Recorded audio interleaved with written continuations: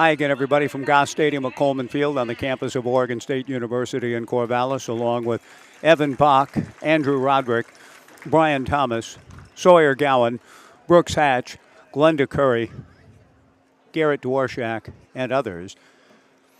This is Mike Parker welcoming you to Game 2 of the three-game West Coast League Series between the Corvallis Knights and Bend Elks. A great win for the Knights last night across the mountain in Central Oregon. The smoky haze of Bend with a fresh fire breaking out in the north part of the city in an AQI in the 120s. Beautiful to be back home today in the Mid-Willamette Valley. Interesting kind of day, overcast, a little bit on the muggy side, but a perfect night for baseball and a great night for the Corvallis Knights to return and continue their drive to what they believe will culminate in an 8th straight West Coast League championship. A guy who's been part of the last 3 and helping to pitch the Knights perhaps to a 4th in a row with him on the roster. Left-hander Sean Weiss, whose parents, Amy Weiss, Casey Weiss, grandparents Gary and Sylvia, are in the ballpark tonight. Amy and Casey have moved down to Arizona. This is their first home game of the year. They missed, thus, Sean's great 4-inning outing and win last night in Bend as the Knights rallied from 4-0 to win 9-5. Sean, the winning pitcher. We're going to take a 1-minute break right here. We'll be back in 1 minute with a conversation with Sean Weiss on Fireworks Night on the 3rd of August, presented by Pioneer Connect and Samaritan Health Services. Sean Weiss coming up in 1 minute on the Knights live stream and Joe Radio.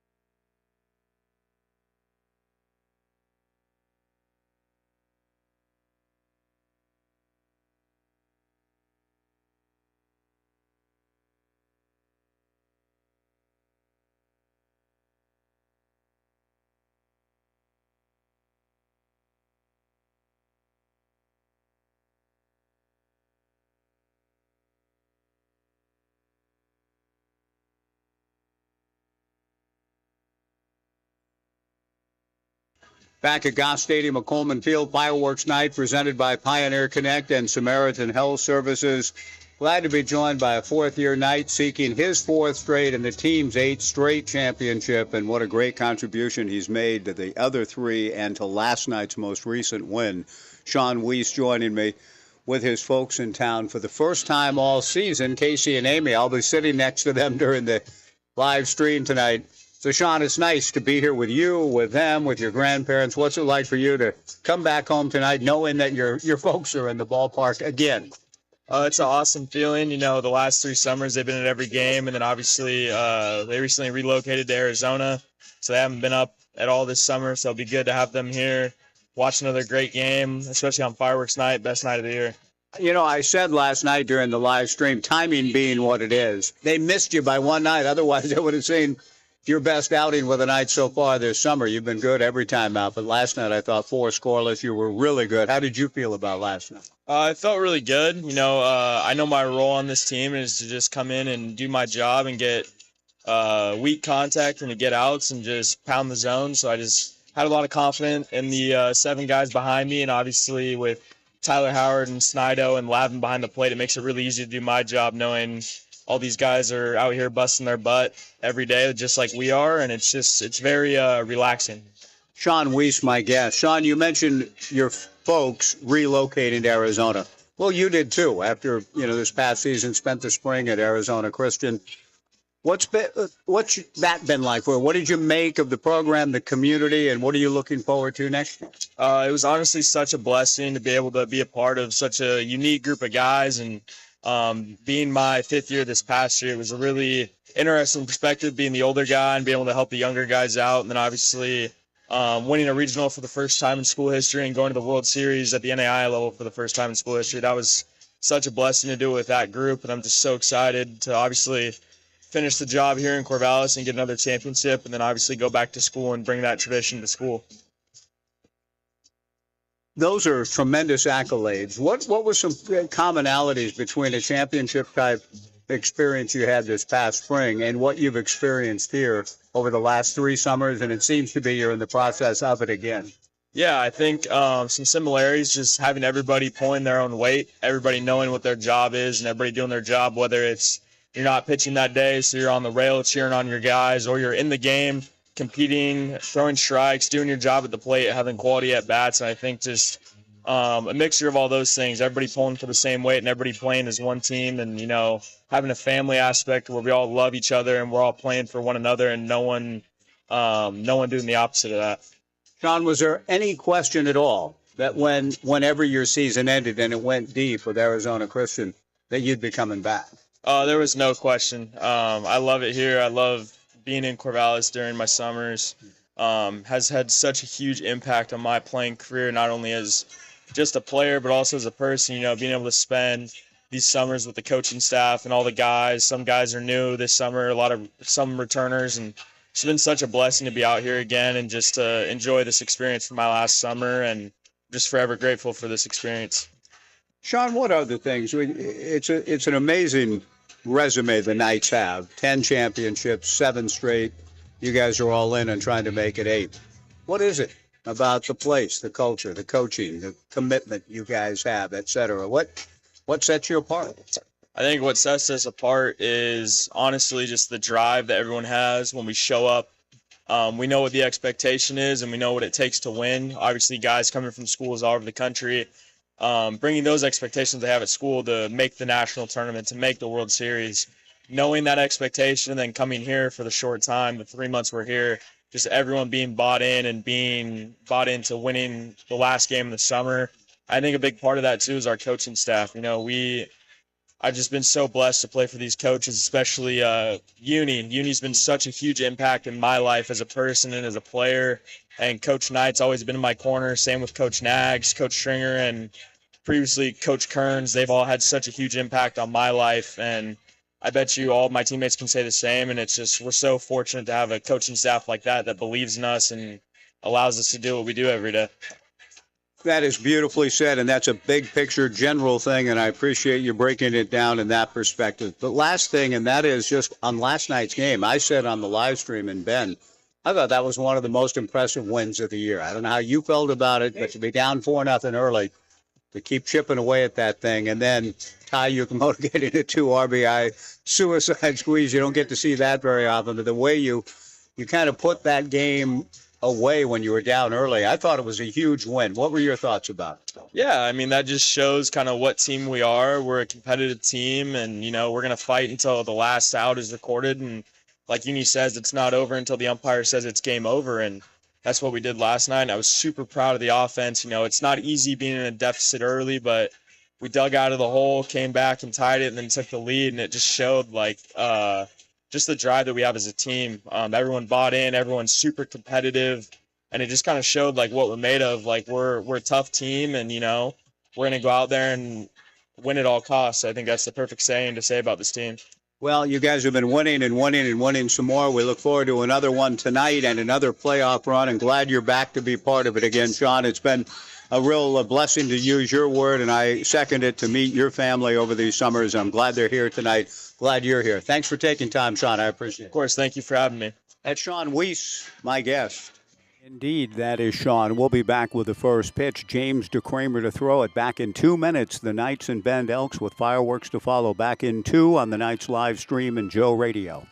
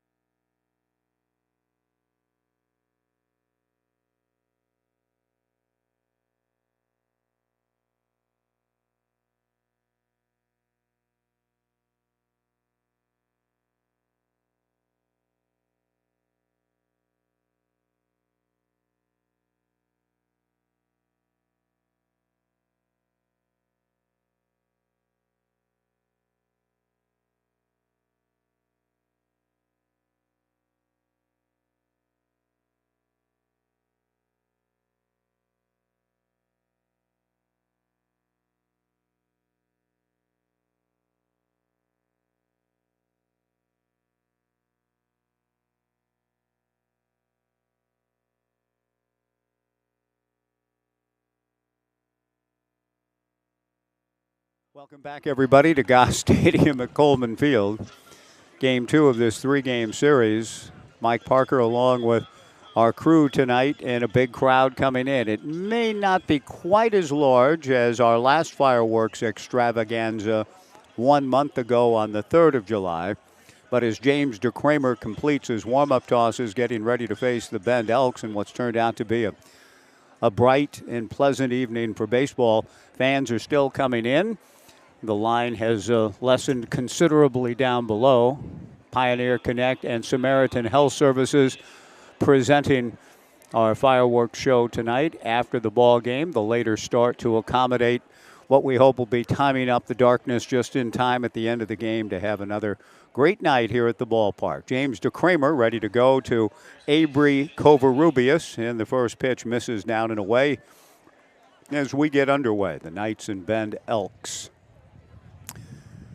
1 ball and no strikes. James ready, back to Covarrubias. Fastball away. Terry Granillo, the home plate umpire. James Courtney on the bases. Covarrubias leading off at shortstop for the Bend Elks, as announced by head coach Alan Cox. The 2-0 fastball in there for a strike from DeCramer. 2-1. On deck, the center fielder, Josh Wakefield. Luke Reese hitting third at first base. Easton Amundsen, the cleanup hitter and designated hitter. 2-1 pitch under the hand, swung on and fouled into the mid of Luke Lavin. That evens the count at 2-2. Easton Tolt batting fifth in right field. Vinny Salvione hitting sixth at second base. Isaiah Burke batting seventh and catching. The 2-2 breaking ball off the mid of Luke Lavin to the backstop to run the count full to 3-2. Pretty good pitch, but Luke not able to squeeze it or have a chance to frame it. DeCramer goes all the way to Covarrubias, leading off the ball game. The 3-2 fastball is outside for ball 4. Hunter Comine batting eighth in left field. Brandon Forrester, who has committed to New Mexico State, batting ninth at third base. And Will Woodward, big left-hander out of the University of Washington. 6'7", 225. And a nice young man and from a great family. And I've reached out to Elise, the outstanding broadcaster, former Husky basketball great, good friend to us on the Joe Beaver Show locally, to see if she's here. I don't know the answer. A chopper up along first. Coulter McAnally slips as he comes to field. Thought about making a play to tie Yukamoto at second. Changed his mind on that and just did get the ball to Kevin Takeuchi covering at first for the out on Josh Wakefield. The put out 3-4. It effectively acts as a sacrifice, but Josh not credited with one. Covarrubias into second with one out. Luke Reese, the batter. Luke out of San Diego, goes to school not far from home at Cal State San Marcos. DeCramer starts him with a breaking ball. Down and away, ball 1. James DeCramer making his 7th appearance and start, 17 2/3, 13 hits, 11 walks, 20 strikeouts. An ERA of 4.58. Covarrubias inching away from second. The 1-1 fastball from James misses a bit high and away, ball 2. 2-1 to Luke Reese. Luke appearing in his 34th game this summer for the Elks, hitting .236, 3 homers, 20 runs batted in. Ben has some sock, 18 home runs on the season. The 2-0 pitch hit foul over my head to the right, heading Urchin Alleyway off the top of the Dixon Rec facade. I hope it doesn't hit a pipe back there. We've had more than our fair share, with apologies to Seals and Crofts, of pipe activity behind us. DeCramer's 2-1 pitch in there for a strike. Good fastball. And the count even at 2-2 to Luke Reese.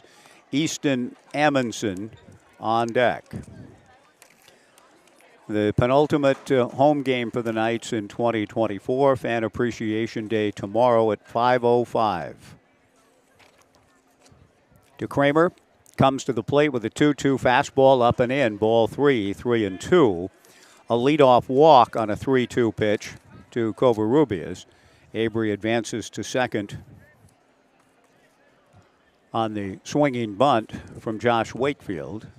And now with a count of 3 balls and 2 strikes to Kramer, trying to take care of Luke Reese. The 3-2 pitch, and he does. Fastball got him swinging. 2 down. That'll bring Easton Amundsen to the plate, the designated hitter for Bend. I used the word monster last night to describe the season that Easton is having. He is, again, the reigning West Coast League Player of the Week for his exploits last week, and he stands in, big left-handed hitter at .371, 3 homers and 31 runs batted in. Off speed on the change from DeKramer. Misses a little bit high to Amundsen. Ball 1, 1-0. Just getting underway before a big crowd on fireworks night, the second of 2 in the 2024 schedule, 5:05 tomorrow. Corvallis getting his lead from second, bird dogged a bit by Tai Yukamoto. The 1-0 fastball to Amundsen away. Ball 2, 2-0. When I mentioned that Bend has some sock in its lineup, and the Elks indeed do with 18, just to give you a sense of comparison, since you followed the Knights closely all summer. 8 home runs for the Knights, 18 for their opponent tonight, Bend. Amundsen swings at the 2-0 pitch and doesn't get it. 2-1 the count. Amundsen presents quite a presence in the box. 6'3", 215-pounder out of Nampa, Idaho, but attending Liberty, where Paige Dorr, Rich Dorman's stepdaughter, will be attending, transferring out of Oregon State softball. To Kramer sails one high, ball 3, 3-1. I don't know if Rich is here tonight, but the last time, as you may recall, when James pitched, we had the pleasure of visiting with both Rich Dorman and Mitch Canham on the broadcast. 3 balls and a strike to the left-hand hitting Easton Amundsen. Corvallis from second. The 3-1 pitch is high and away for ball 4. 2 walks in the inning for DeKramer, and that has been his primary issue this summer. When he's had issues, it's the lack of command of the zone. In that case, with due respect to Easton Talt, who is a good hitter, and his teammate to be with the Beavers next spring, I'm not sure he wanted to give in to Amundsen. Talt can hurt you. He can do some damage, and he will try to do so now with a 2-out walk, but it appeared to me that James was pitching carefully to Amundsen. He works Talt. Good fastball on the inside corner for a strike. 0-1 the count. The one thing, whether he sort of intentionally walked Amundsen that he's not pleased with, I'm sure, is 2 more walks here in the inning. However, he has a chance to get out of it with a 0 on the board. 2 on, 2 out. The strike 1 fastball, swung on and missed, and he is going right after Talt. 0-2 the count, and a chance to get out of the inning. Easton at .223, a homer, which he hit a couple of weeks ago at Vince Guenna Stadium against the Knights. No balls, 2 strikes, 2 on, 2 out. No score, top of the first, under the lights, under bright, beautiful sunlight. The left fielder for the Knights, Ben Lead, shading it with his throwing hand as the pitch comes plateward and misses high and away. Ball 1, 1-2. For the Knights defensively, James DeKramer and Luke Lavin, the battery. Coulter McAnally at first, Kevin Takeuchi at second, Tai Yukamoto at short, Thomas Ferragaro at third, young Ben in left, Blake Wilson in center, Kaysen Consarina in right. The 1-2 change misses a little bit high. Ball 2, 2-2. Vinny Salvione on deck for the Bend Elks. Big pitch here for DeKramer. The freshman to be at Oregon State. 2 balls, 2 strikes, 2 on, 2 out. The right-hander ready. The 2-2 fastball high. Ball 3. Tried to climb the ladder and hope that Talt would chase. Easton started to, but then able to hold up to run the count full, which means the runners will be taking off on the pitch. So pressure from the get-go tonight in the second game of this 3-game series. The runners poised to go with 2 down. The 3-2 pitch to Easton. Talt fastball got him swinging, and the inning is over. James DeCramer walks kind of a fine line in the top of the first, but when it's all said and done, he has the right stuff to get it done. No runs, no hits, 2 left. We go to the bottom of the first.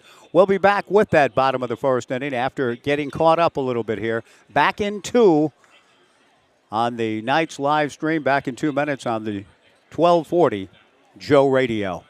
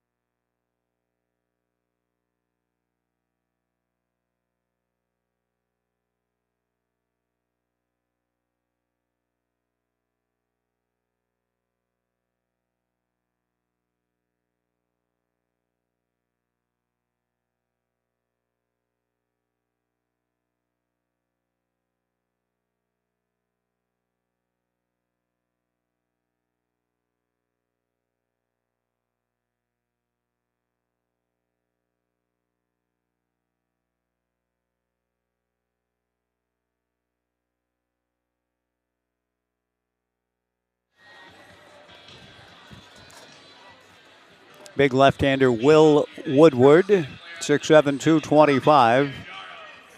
Getting ready to face the Knights' leadoff hitter and switch hitter, Thomas Ferragamo. Thomas will be followed by Tai Yukamoto and then Blake Wilson. Will Woodward ready to go. And the first pitch from the big southpaw in there for a strike. 0-1 the count. Will is making his 5th appearance and his first start this summer. He's worked just 5 1/3 innings in league play. Comes back with a strike, 1 off-speed pitch. Swung out and missed by Ferragamo. The count quickly 0-2. For the Knights, Ferragamo leading off at third. Tai Yukamoto on deck, the shortstop. Batting third and center, Blake Wilson. Kevin Takeuchi, the cleanup hitter, at second. Will strike 2 pitch, misses down and away. Kaysen Conserenia batting 5th in right field. Coulter McAnally hitting 6th at first base. Luke Lavin batting 7th and catching. Ben Lead hitting 8th and left. And C.J. Collier batting 9th, the designated hitter. Ferragamo goes down to get the 1-2 pitch and strokes it into left center field for a base hit. A leadoff single for Ferragamo, and that'll bring Tai Yukamoto to the plate.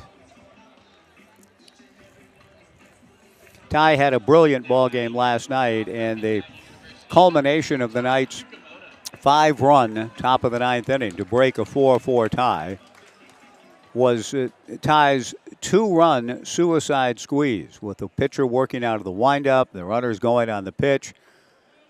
The Knights had 2 runners score. Cole Snido from third coming down the line and Peyton Miller from second. A sweet moment for Tai Yukamoto and the Corvallis Knights last night. Tai takes down and away from Will Woodward. 1 ball and no strikes. Will from the stretch comes to Tai and misses high, ball 2. 2-0. Thomas Ferragamo leadoff single. Held on at first by Luke Reeves. No score in the bottom of the first inning. Will comes set and tosses over to first. Back to the bag steps Thomas Ferragamo. I've checked in with Elise Woodward, Will's mom. And she says she's in a town of desert air tonight near Wenatchee, a little town on the Columbia River. When I asked for a further explication of where she actually is at this moment as her son pitches in Corvallis. Desert air, a little town on the Columbia River. Sounds like a beautiful little town. There goes Ferraggiaro. The pitch is high, and Ferraggiaro is safely into second base. A good jump. The count runs to 3-1, pardon me, on the called strike to Tai Yukimoto. With that stolen base, another $30 contribution made to Community Outreach, Inc., helping people lead productive and healthy lives through a variety of challenges. COI, Community Outreach, Inc., just made $30 more on another stolen base. And now here goes Ferraggiaro looking for another one. The pitch is a strike. The throw to third, not in time. Thomas Ferraggiaro, a base hit and then back-to-back stolen bases. He's at third with nobody out. And the count full, 3-2 to Tai Yukimoto. Ferraggiaro with 15 stolen bases now in 17 attempts. Woodward works from the stretch, and the 3-2 pitch is low for ball four. The Knights, who rallied impressively last night, down 4-0 early, chipped away, eventually pulled even, scoring 3 runs in the 6th, 1 in the 8th, and busted it open with 5 in the 9th. Trying to get the early jump and work a different path to another win. First and third and nobody out, no score in the bottom of the first. Blake Wilson, the batter. For Ben defensively, a battery of Will Woodward and Isaiah Burke. Luke Reese at first, Vinny Salvione at second, Avery Covarrubias at short, Brandon Forrester at third. On the first pitch, Will makes to the plate. Tai Yukimoto takes off, and Tai is in. The throw from Isaiah Burke not nearly in time. And something that I'm sure is an aspect of the overall craft of pitching that Will is going to continue to work on. He's getting a little bit of a lesson in that he's been fairly slow to the plate, and the Knights have taken good advantage of that. They're a good, aggressive base-running team and have stolen 3 bases here in the bottom of the first inning. Blake Wilson takes the 1-0 pitch for a strike. 1-1 the count. Will working out of the stretch. The lefty's 1-1 pitch. Wilson a tapper foul back of third. The count moves to 1-2. In the outfield for the Bend Elks tonight, Hunter Comine in left, Josh Wakefield in center, Easton Talt in right. Bottom of the first inning, no score. Fireworks night at the ballpark presented by Pioneer Connect and Samaritan Health Services. The Knights looking to give this crowd something to cheer about even before the pyrotechnics later. The strike, 1-2 pitch missing down and in. Ball 2, 2-2. Thomas Ferraggiaro at third, Tai Yukimoto at second. Nobody out. 5:05 for the homestand finale tomorrow. The 2-2 pitch rolled slowly foul up along third. The count remains 2-2. Fan Appreciation Day here at the ballpark tomorrow. Host families will be introduced. There will be raffle prizes all game long. Great prizes as part of the raffle, including a grand prize for a Knights season ticket for 2025. 2 balls, 2 strikes. Nobody out. Runners at second and third. Woodward to the plate. He's fisted is Blake Wilson. It's a slow roller to second. Salvione charges gloves and throws to first for the out. But on the play, Thomas Ferraggiaro comes down the line to score. The Knights lead it 1-0. Blake Wilson gets his job done. Tai Yukimoto goes to third. And for Blake, who has had an outstanding summer, starting the night at .290, has just picked up his 18th run batted in. At almost all levels in the game over the course of a long season, as you head down the stretch, you see what coaches, managers, and so on think about their best defensive lineup is, and that's usually the lineup that plays late in ball games. The pitch in a season, late in a season such as this. Kevin Takeuchi hits one foul to the right and out of play, 0-1 the count, and Blake Wilson seems to be the answer to that in center field. Kevin Takeuchi, the second baseman, with a count of 0-1, checks a swing on Will's breaking ball down and in. 1-1 the count to Kevin, the Knights' RBI leader. The Knights leading 1-0, trying to add on. Kevin looking for his 40th RBI. The infield on the right side all the way in, halfway on the left. The pitch to Kevin is hit foul into Urchin Alley to the right. The count goes to 1-2 strikes with Kaysen Consarina on deck. Woodward working out of the stretch. And that's a smart move on the big man's part, lest Tai Yukamoto think about stealing home. And I wouldn't put it past him if Will had chosen to work out of the windup. The 1-2 pitch missing in the turf. Good block by Isaiah Burke. 2 strikes. Two guys heading to New Mexico State after the end of the season on this diamond right now for Ben Burke and third baseman Brandon Forrester. The 2-2 pitch just outside, ball 3. 3-2 to Kevin Takeuchi. That is a place where Titus Dimitru of the Knights also ended up.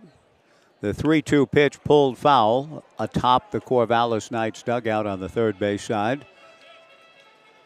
3 strikes in the bottom of the first inning, 1-0 Knights. Tai Yukamoto at third with 1 out. Kevin Takeuchi has been so reliable in runners in scoring position situations. Trying to come through again. He takes high on the breaking ball from Will for ball 4.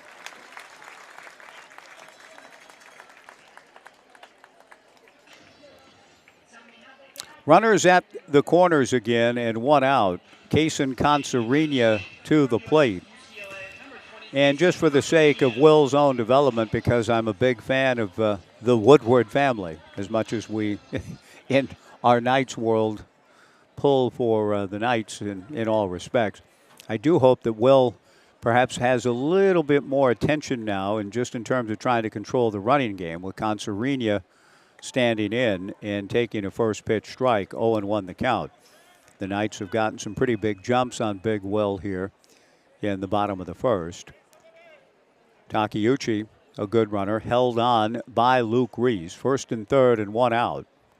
Woodward back to the plate, hit foul just to my right, and a friend of mine, Mark, had the ball go in and out of his hands. Nice try, but I think he should have pulled that one in. I'm not going to walk away from the friendship, but I'm a little disappointed in the overall effort. Just kidding, Mark. No balls and 2 strikes. First and third, 1 out, and Will makes a nice move. Throws to first. Now to the throw to the plate, though. Yukamoto broke just in time and scores on a head-first slide. A good move by Will Woodward. He did his job in that respect, throwing over to first base. Takeuchi immediately took off to second. Luke Reese came to the plate, not able to get Yukamoto.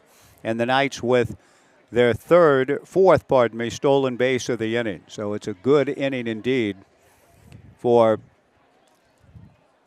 Community Outreach Inc. A check swing on the 0-2 pitch. The pitch was in the turf for strike 3 on a check swing by Consarina, but he went around. The throw down to first is in time for the putout. The Knights have 5 stolen bases in the inning, factoring in Takeuchi also picking up 90 feet going to second on Luke Reese's throw to the plate. 2-0 Knights. Colter McAnally, the batter. Colter had a double to open the Knights' 5-run ninth inning last night. Exploded out of the box, thinking 2 on a ball hit to left center field, and really hustled his way to set the tone for that 5-run breakthrough inning. The Knights winning 9-5 at beautiful Vince Guinness Stadium. A good crowd there last night. The pitch to Colter misses down and away, ball 1, 1-0. Takeuchi at second, 2 down, 2-0 Knights in the first. The 1-0 pitch to Colter, pulled foul outside of third. 1 ball and 1 strike the count.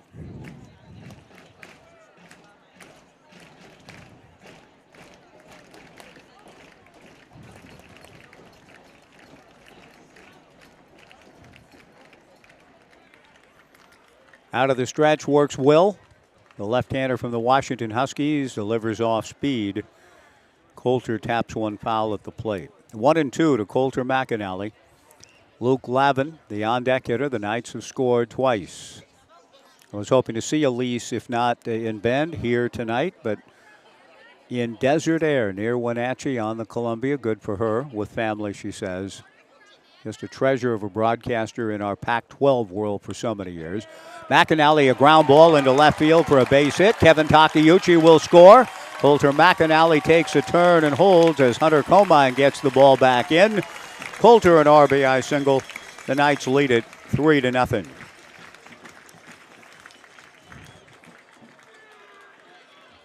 A great start for the Corvallis Knights in their bid to win the series and their continued bid to end up with the best overall record in the West Coast League. They start the night at 37-12. Ben playoff bound at 31-19. There goes McAnally. The pitch is inside. The throw to second is not in time.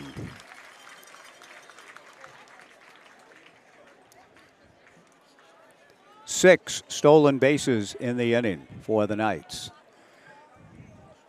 As Ben Calder would say, as he does, and great men do repeat themselves, that's a bunch of them.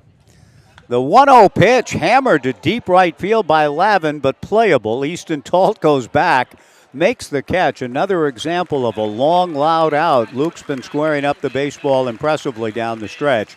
He isn't out here, and the inning is over. But a good start for the Knights. They score 3 runs in the inning. They steal 6 bases along the way on 2 hits.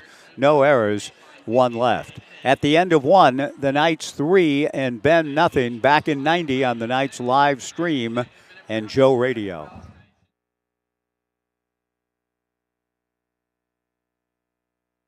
Airport. We want to say thank you. Thank you to our community for choosing us to connect you to many destinations, other cultures, your families, and friends. Thank you to our dedicated and professional staff for ensuring the airport experience is excellent.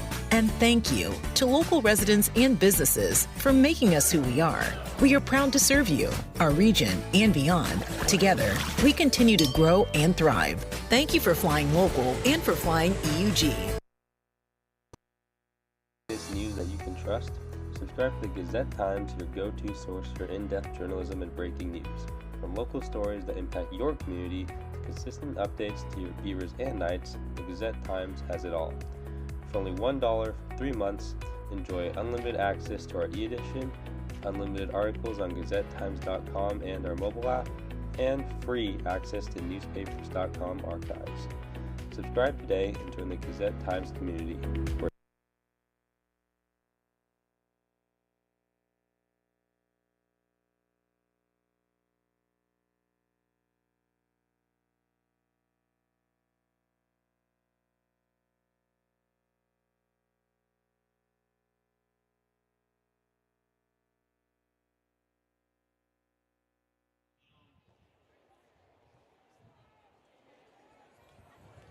Vinny Salvione will lead things off for Bend, which finds itself down 3-0 going to the second inning. Right-hander James DeCramer delivers. Fastball, a fly ball to center field. A much better start for James here in the second. Pitching to contact, soft contact. Salvione flies out to straightaway center on the first pitch of the second. Isaiah Burke will be the batter. When you visit Corvallis to catch Knights baseball, we encourage you to stay at Best Western Corvallis. Best Western, the official hotel partner of your Corvallis Knights, not far from Goss Stadium at Coleman Field, the largest hotel rooms in the city and an outdoor heated pool. Wherever life takes you, Best Western is there. DeCramer's first pitch fastball to Isaiah Burke, a former Beaver, low for ball 1, 1-0. The 1-0 pitch from James, a future Beaver, a ground ball wide of third. Ferraggiaro to his left, fields and throws over to Coulter McAnally. Quickly 2 down. Hunter Comine will be the hitter.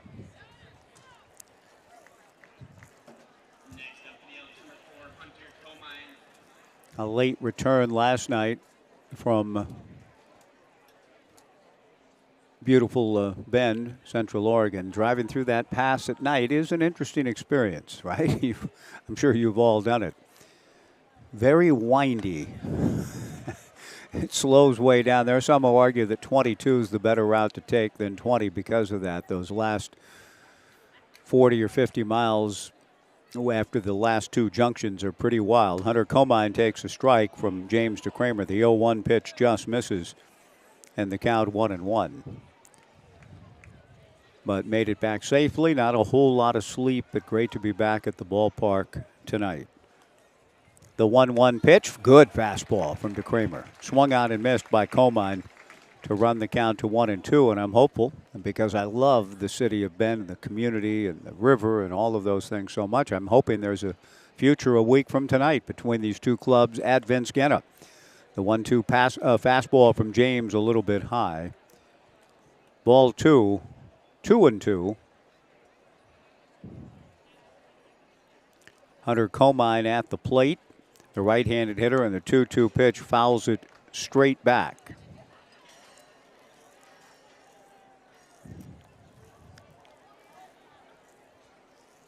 The count remains 2-2. I seek in vain to find Comine's name on the Bend Elks roster submitted to us.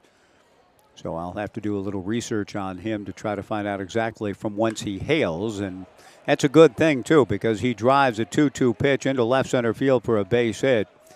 Blake Wilson over to cut it off. A long single for Hunter Comine with 2 outs. The first hit of the ballgame for the Bend Elks, and that'll bring Brandon Forrester to the plate. I enjoyed meeting Brandon during his short stay with Oregon State. His brother Garrett, one of the more productive hitters in the modern era for the Beavers. Jacob Melton was too, by the way. B.G. Gould, the legend, texting me and letting me know that Jacob Melton at AAA now for the Houston Astros hit a grand slam, I think 2 nights ago. Not last night. I think it was 2 nights ago. It's a big, beautiful blur after a while, but good for Jacob on the doorstep of Major League Baseball. Garrett Forrester getting another opportunity now in the Marlins organization. The strike 1 pitch to Brandon Forrester is swung on and missed, and the count 0-2. Brandon, a switch hitter, still listed on our roster as attending Oregon State, but he is Las Cruces bound. 3-0 Knights, top of the second inning. DeCramer out of the stretch, a good jump and a stolen base if an opportunity presents it, but Forrester swings at the 0-2 pitch and hits it foul into the Jack Riley concourse. Hunter Comine, to be credited, he clearly was stealing that all the way on the right-hander James DeCramer. But in this case, Hunter Comine out of Seattle University. Not hearing from Donnie Harrell tonight to indicate that that is where Hunter is from Mill Creek, Washington, and Jackson High School. A transfer from the University of San Diego to Donnie's fine program at Seattle U.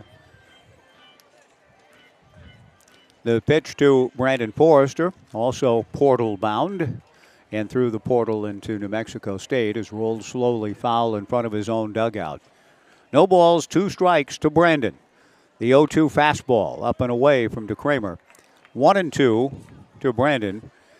Avery Covarrubias on deck. And the later we go in the summer, the less the sun becomes a problem. Doesn't last as long, and the sun no longer an issue for any of the fielders. Just a little sliver of sunshine way out in left center. DeCramer slider swung on and missed. Strike 3. The inning is over. Excellent pitch by James DeCramer, met by Luke Lavin as James comes across the third baseline. A little bit of the Adley-Rutschman touch, with Adley always greeting his battery mate coming off the bump. No runs, a hit, 1 left. We go to the bottom of the second. The Knights 3 and the Bend Elks nothing. Back in 90 on the Knights live stream and Joe Radio.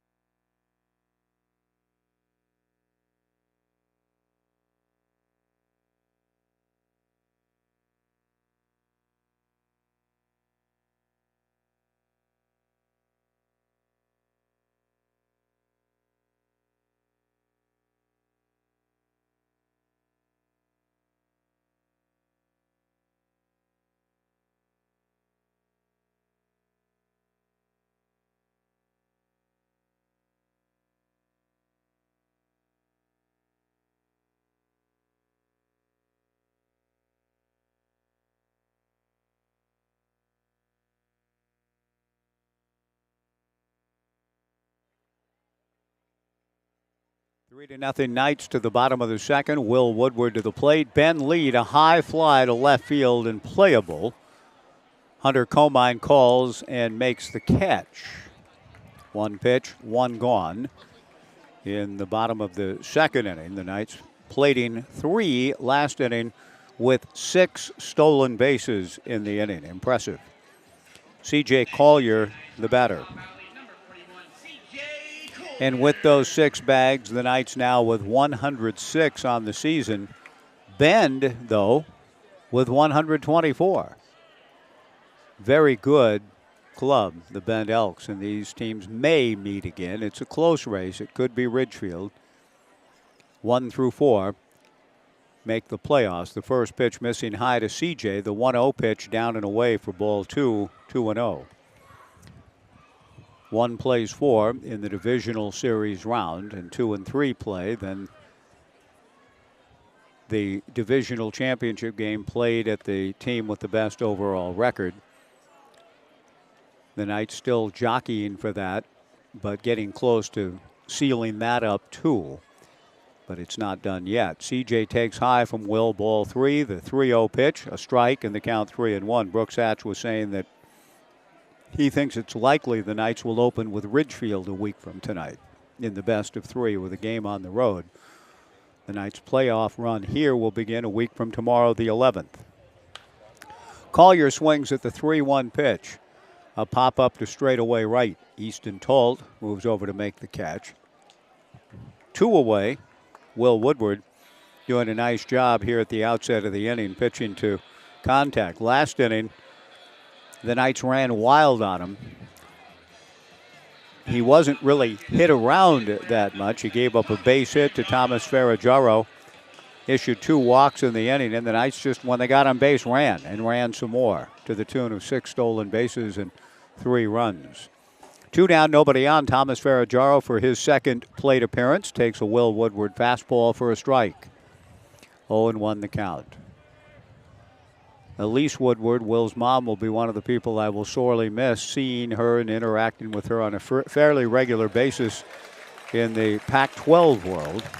The pitch to Ferraggiaro. Thomas is 2 for 2. He rolls one by the mound, over the bag, back up the middle into center field. Base hit. I have queried Elise about what her broadcast schedule might be next year, and I don't know if she fully knows. I don't think, though, that we're going to see a great deal of her, unfortunately. But she has been one of my favorite people ever to come across through the years in our conference. Will throws over to first base. Ferraggiaro, who stole second and third last inning, commanding some attention now from the big lefty. But again, Ferraggiaro gets his lead. A 2-out single. The pitch to Yukamoto, a little bit high, ball 1, 1-0. The running game is so important and effective, and part of its effectiveness can be to distract a pitcher from the task at hand of trying to throw strikes to the hitter. Now a good move by Will.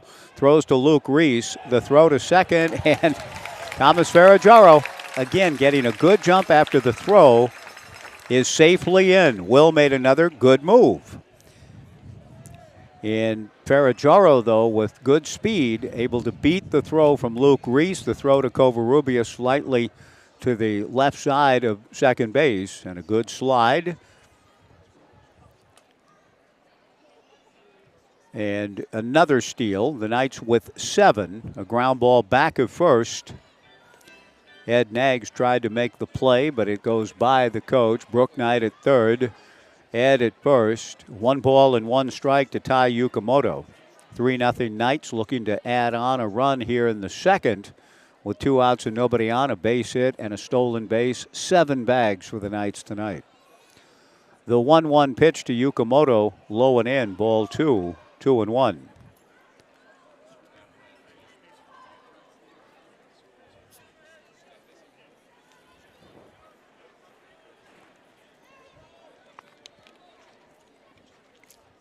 Will Woodward with the sign, comes to the plate, misses inside, ball 3. 3 balls and 1 strike.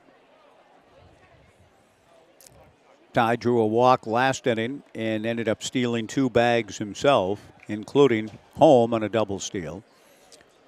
3 balls and 1 strike to tie with Ferragamo at second, 2 down, 3-0 Knights, bottom of the second. Will Woodward to the plate. Ty tried to check his swing and a pitch down and in, and one of the few times I've seen him chase a pitch well out of the zone, but he went around to run the count full to 3-2. The ballpark has filled up. We think we're going to be right around 3. 3 balls and 2 strikes with 2 away. The 3-2 pitch to Yukamoto is inside for ball 4. Ty heads down to first. The third walk issued by Will Woodward, and that'll bring Blake Wilson to the plate.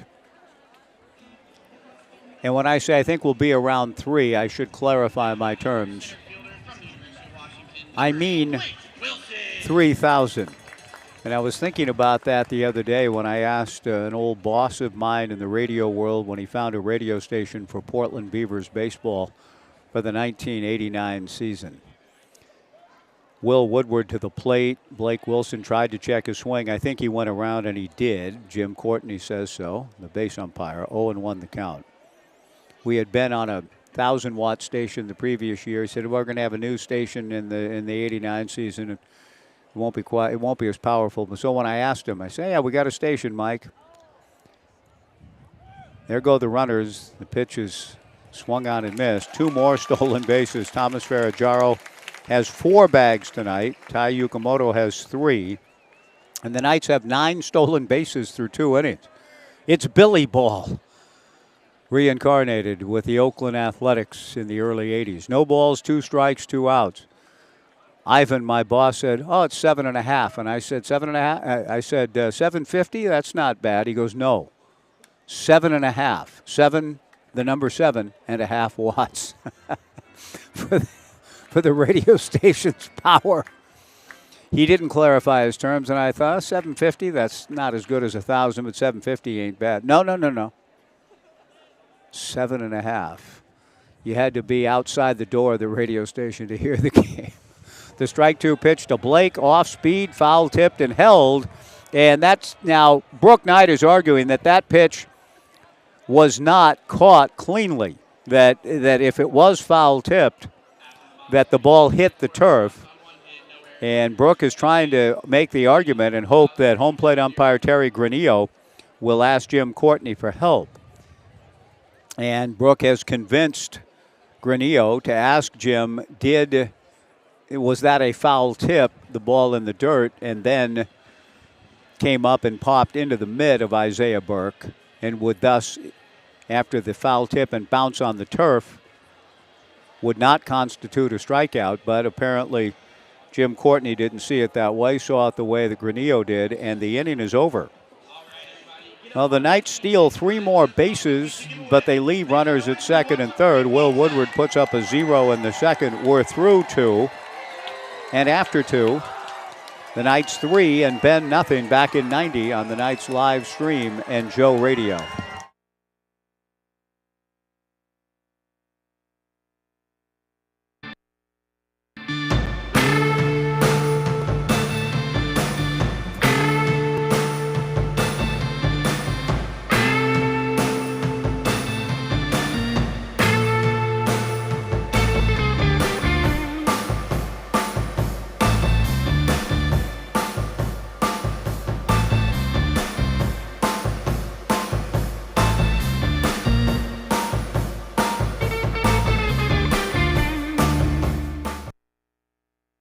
Hey Corvallis Knights fans, looking for an amazing deal? Come down to Wilson Motors. Visit us today and get free tickets to Wilson Motors Night with the Corvallis Knights on July 24th. It's a night you won't want to miss. Exciting baseball, great company, and fantastic giveaways. While you're here, check out our wide variety of vehicles. From sleek sedans to rugged trucks, we've got something for everyone. Wilson Motors, your one-stop shop for unbeatable deals and unforgettable nights. Hurry in and score your tickets today at Wilson Motors.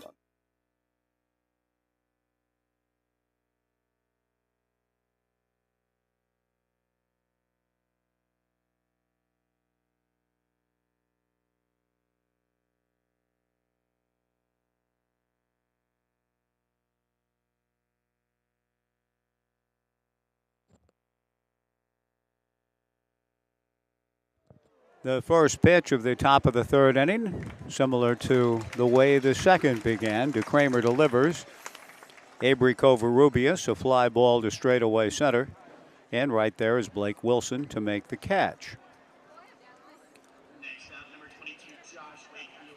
Good job by James again to pitch to contact for a first pitch fly ball to center as he did last inning. And now the batter is Josh Wakefield.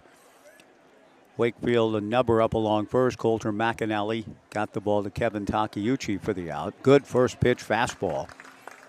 Swung out and missed by Josh Wakefield. No balls and a strike. Top of the third. 3-0 Corvallis. Breaking ball in there, first strike. James DeCramer ahead of the count. 0-2.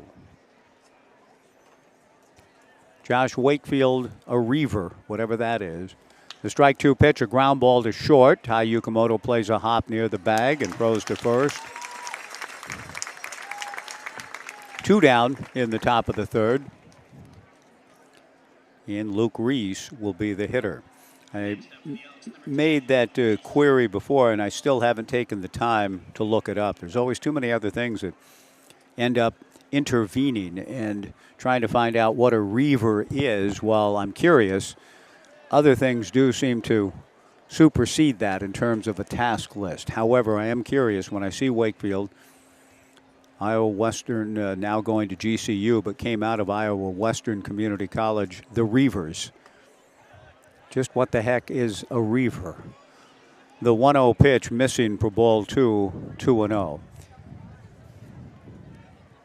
My only exposure to the word, other than seeing it as a team nickname for Iowa Western, 2-0 pitch is fouled back in the count 2-1.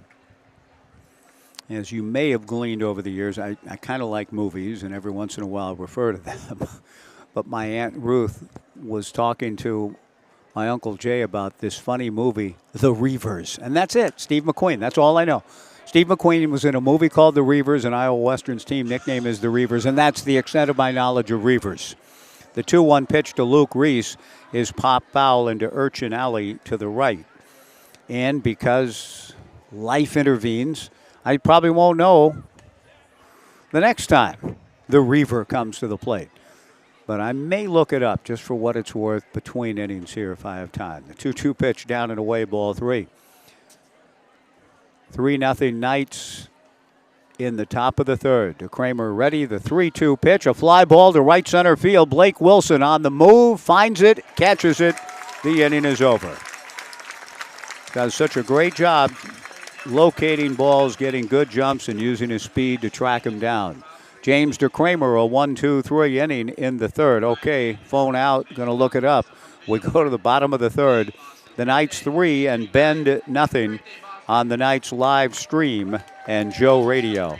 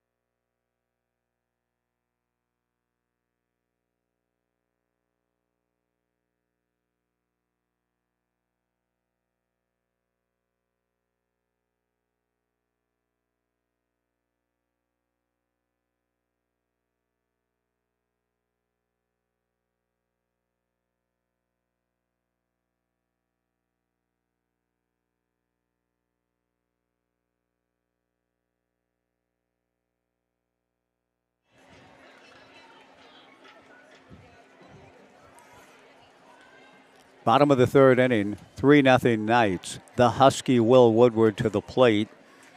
And the first pitch to Kevin Takeuchi, the Trojan, misses outside.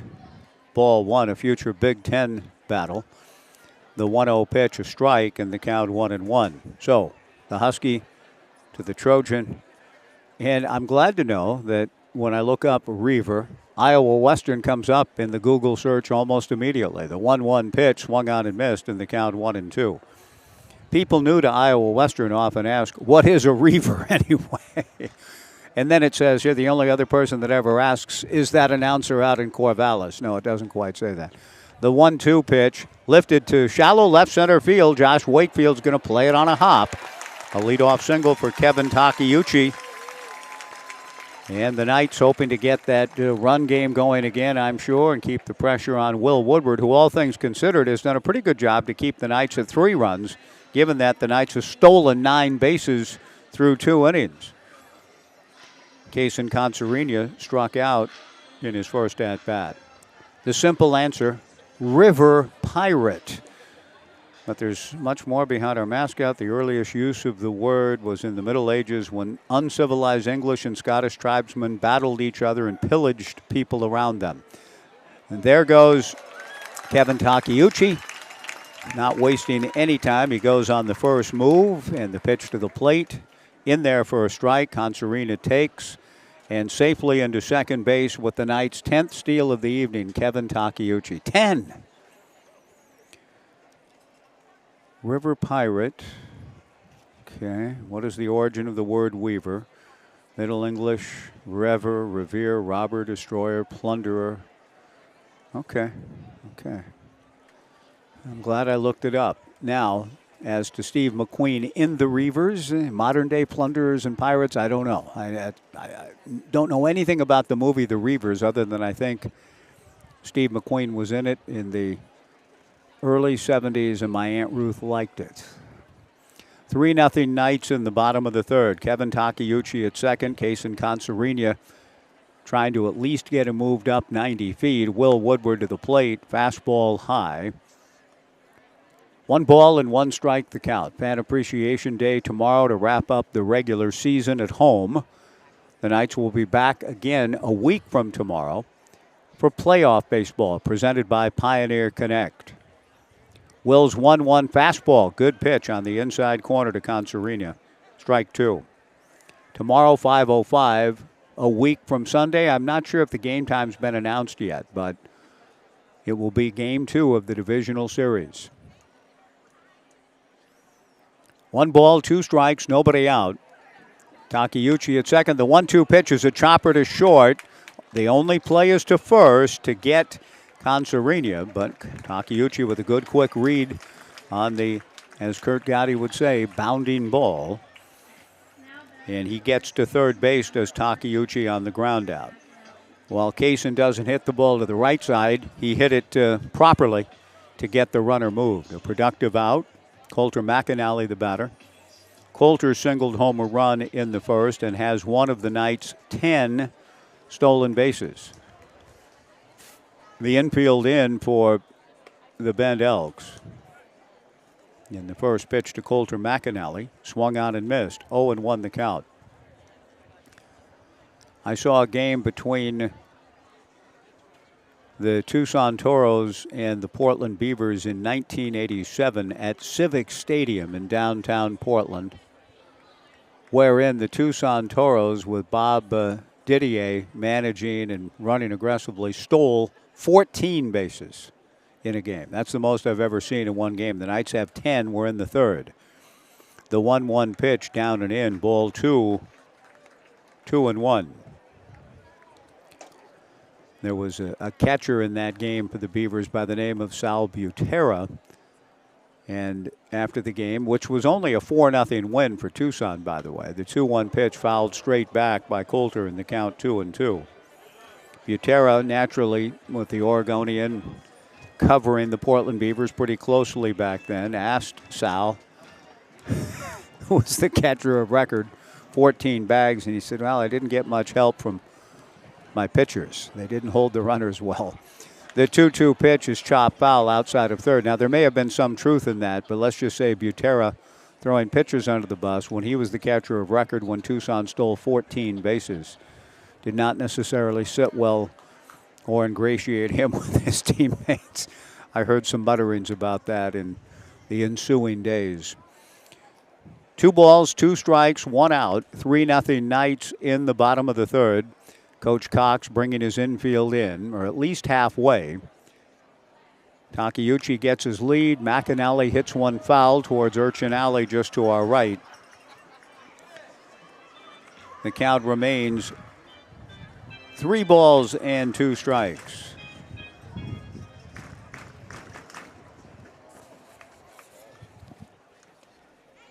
Out of the stretch works Will. The 3-2 pitch. McAnally pulls one foul outside of third, and the count remains 3 balls and 2 strikes. Good to see Bill Clark and Ken York again here tonight, sitting in their usual spots awaiting the big fireworks extravaganza. That'll be after the game, presented by Pioneer Connect and Samaritan Health Services. The 2-2 pitch is in the turf for ball 3. 3-2 to Coulter McAnally. Well, Kevin Takeuchi at third, 1 out. The Knights leading 3-0. Coulter looking for his second run batted in. He swings and fouls one straight back. On fireworks night, you can tell that there's some folks here that don't always make it out to the ballpark. And they're showing not necessarily an amateur status per se, but they're flinching a lot as these foul balls come into the netting.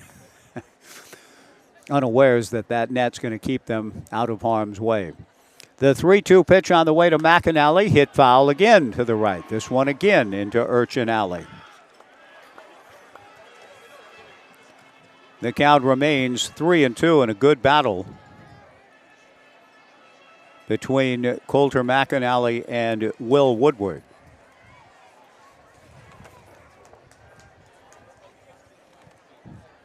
Will ready, the 3-2 pitch, breaking ball just high for ball 4. Tremendous plate appearance for Coulter McAnally.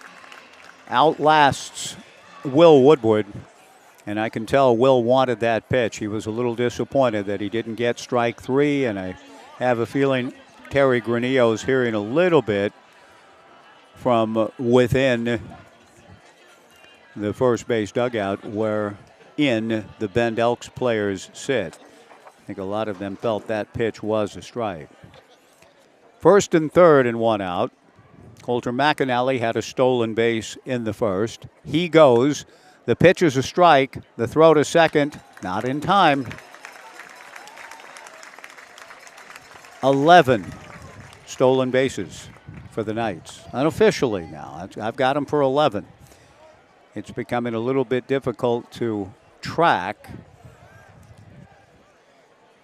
Jensen Wong is contributing a supercomputer to Oregon State. We may need to borrow it to continue to tabulate.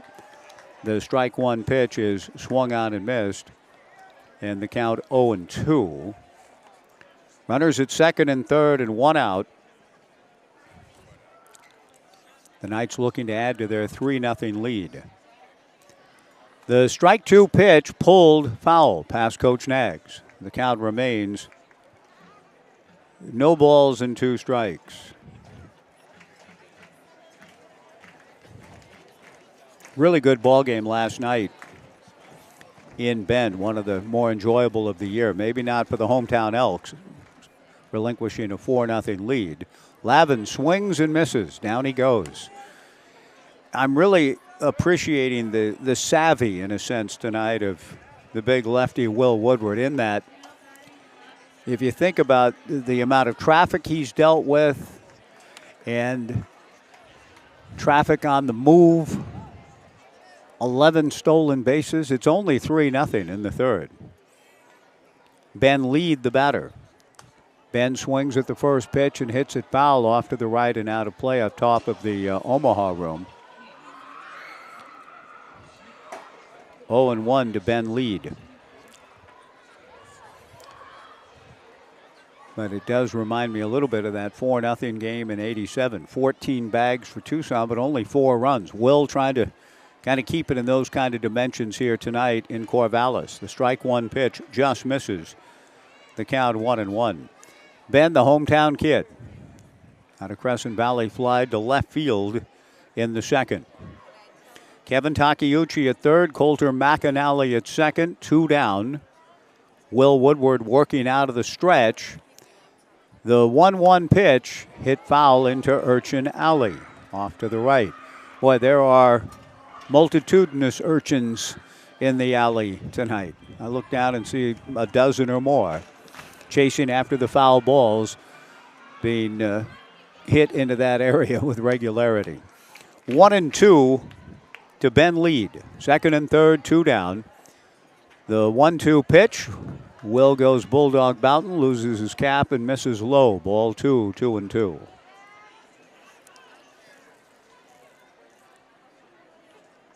Two balls, 2 strikes, 2 on and 2 out. The Knights leading 3-0. Will try to keep it that way. Ben Lead hoping to find a hole somewhere. The 2-2 pitch, a fly ball to right field. Easton Tall in a hurry makes the catch. And good work on the part of the big southpaw in his first start for the Bend Elks this summer in a league game. Will works through a tough inning and puts a 0 on the board again.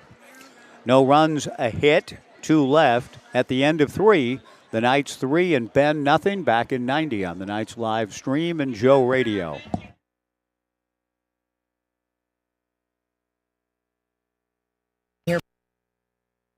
We want to say thank you. Thank you to our community for choosing us to connect you to many destinations, other cultures, your families, and friends. Thank you to our dedicated and professional staff for ensuring the airport experience is excellent. And thank you to local residents and businesses for making us who we are. We are proud to serve you, our region, and beyond. Together, we continue to grow and thrive. Thank you for flying local and for flying EUG. Knights fans, looking for an amazing deal? Come down to Wilson Motors. Visit us today and get free tickets to Wilson Motors Night with the Corvallis Knights on July 24th.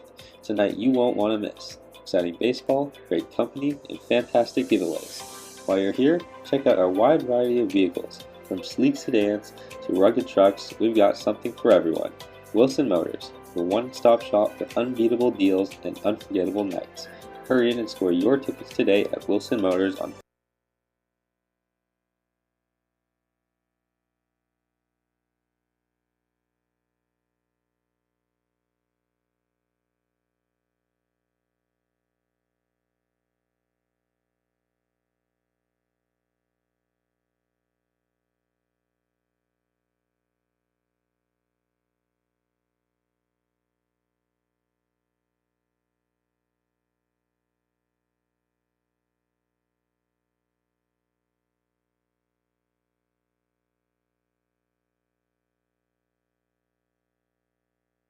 Three innings at Goss Stadium at Coleman Field. The Knights 3 runs, 4 hits, and no errors. Ben, no runs, 1 hit, and no errors.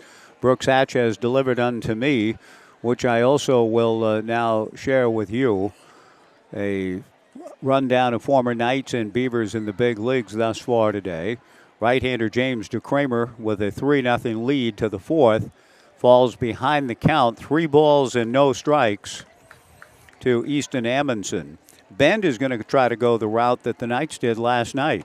The Knights spotted Bend a 4-0 lead and then came back to win 9-5. The Elks are quiet in a sense so far, but the Knights really haven't run away from anybody. And the 3-0 pitch to Amundsen is high and away, and that's an inauspicious start to the 4th inning. A 4-pitch walk to open the frame.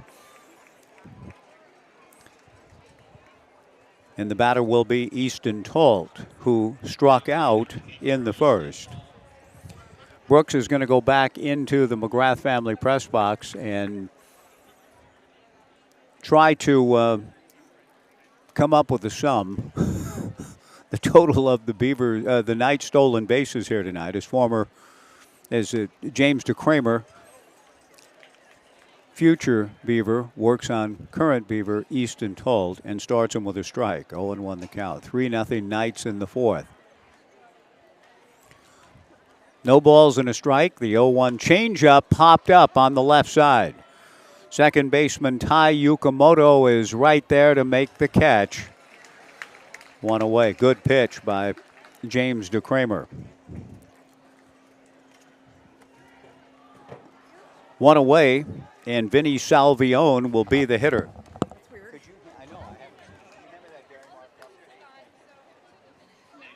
Hi. So Jason said something feeding the horse. I did. I have the Knights unofficially for 11, but Brooks is the official score, and he'll tally them up and I hope text me the official count. Breaking ball in the turf. Good block by Luke Lavin. 1 ball and no strikes the count. Big crowd here at Goss Stadium at Coleman Field. Looks to be, as I said, close to 3,000 with fireworks to follow presented by Pioneer Connect and Samaritan Health Services. 1-0 to Salvione, who flied to center in his first at-bat. James DeCramer to the plate. Fastball line to left, right at Ben Lead, who makes the catch. 2 down. Isaiah Burke will be the hitter. For the Knights defensively, a battery of James DeCramer and Luke Lavin. Coulter McAnally at first, Kevin Takeuchi at second, Tai Yukamoto at short, Thomas Ferragaro at third. In the outfield, Ben Lead in left, Blake Wilson in center, Kaysen Consarina in right.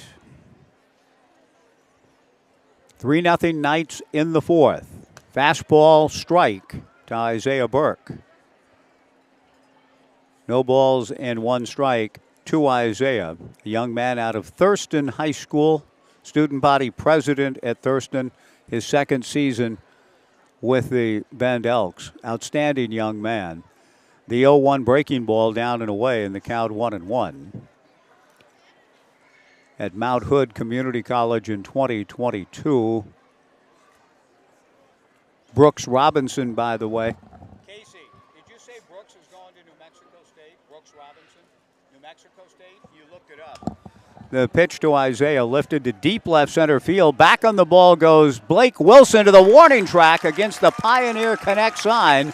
Bringing us the fireworks later.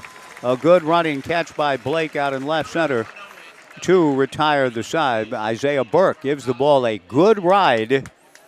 Former Beaver, a redshirt in 2023, played in just 1 game this past spring in New Mexico State. Drives it deep. Wilson hauls it in, and James DeCramer, 4 scoreless innings. At the end of 3.5, the Knights 3 and Bend nothing on the Knights live stream back in 90 on Joe Radio.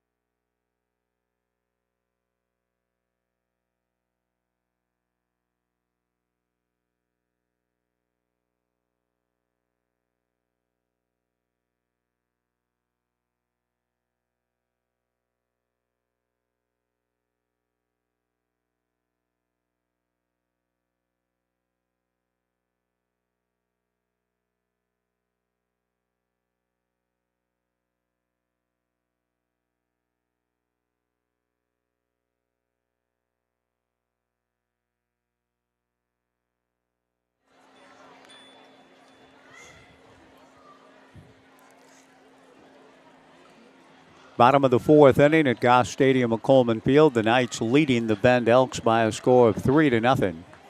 Will Woodward has done a good job. He gave up 3 runs in the first, but has managed to put up zeros in the last 2 innings in spite of good pressure put on by the Knights. So I give the big southpaw indeed some credit for guile, craft, and competitiveness. that he hasn't let the game in any wise get out of hand, even though I have the Knights unofficially with 11 bags. The first pitch to C.J. Collier, high and away, ball one.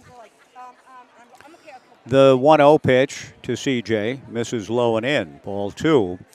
C.J. flied to right field in his first at-bat. 2 balls and no strikes. Let's see if Brooks, 9 steals. He doesn't have 11, he has 9. So only 9. Okay, the 1-0 pitch missing for ball 2. He may not have credited steals on the first and third situation that I did. The 2-1 pitch just inside ball 3. That must be the difference. 3 balls and 1 strike the count to C.J. Collier. But 9 bags is still plenty.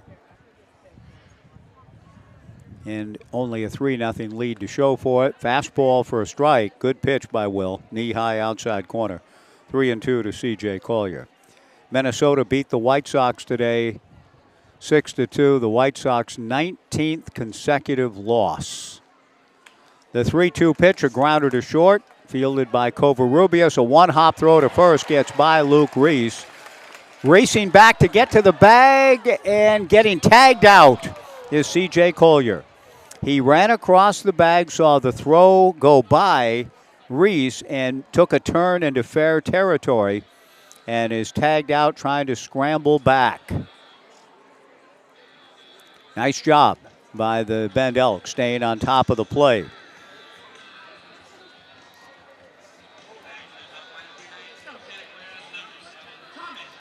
And C.J. Collier out 6-4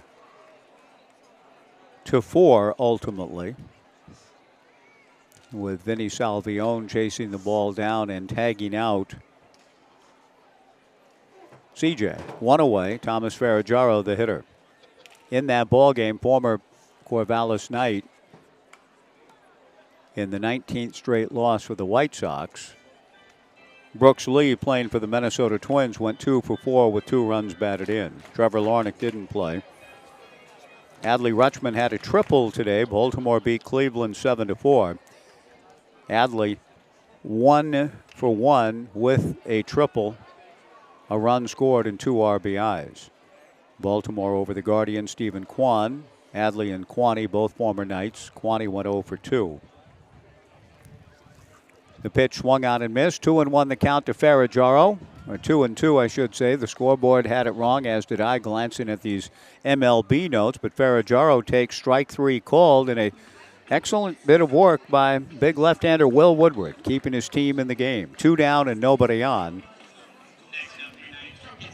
And the batter will be Tai Yukamoto, who's been up twice and walked twice. Cincinnati beat the Giants today 6-4, the day after the Blake Snell no-hitter for San Francisco. Michael Conforto for the Giants, 2 for 3 with his 11th home run of the year. Yukamoto swings and hits one high and deep into the right field corner. Easton Tolt, moving back to the warning track, makes the catch in deep right field. And Will Woodward, keeping his team very much in the game, retires the Knights in order.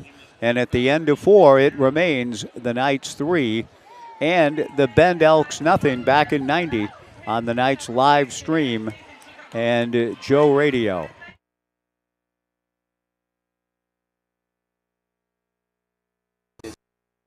News that you can trust. Subscribe to the Gazette-Times, your go-to source for in-depth journalism and breaking news. From local stories that impact your community to consistent updates to your Beavers and Knights, the Gazette-Times has it all. For only $1 for 3 months, enjoy unlimited access to our e-edition, unlimited articles on GazetteTimes.com and our mobile app, and free access to newspapers.com archives. Subscribe today and join the Gazette-Times community, where Knights fans looking for an amazing deal? Come down to Wilson Motors. Visit us today and get free tickets to Wilson Motors Night with the Corvallis Knights on July 24th. It's a night you won't want to miss. Exciting baseball, great company, and fantastic giveaways. While you're here, check out our wide variety of vehicles. From sleek sedans to rugged trucks, we've got something for everyone. Wilson Motors, the one-stop shop for unbeatable deals and unforgettable nights. Hurry in and score your tickets today at Wilson Motors on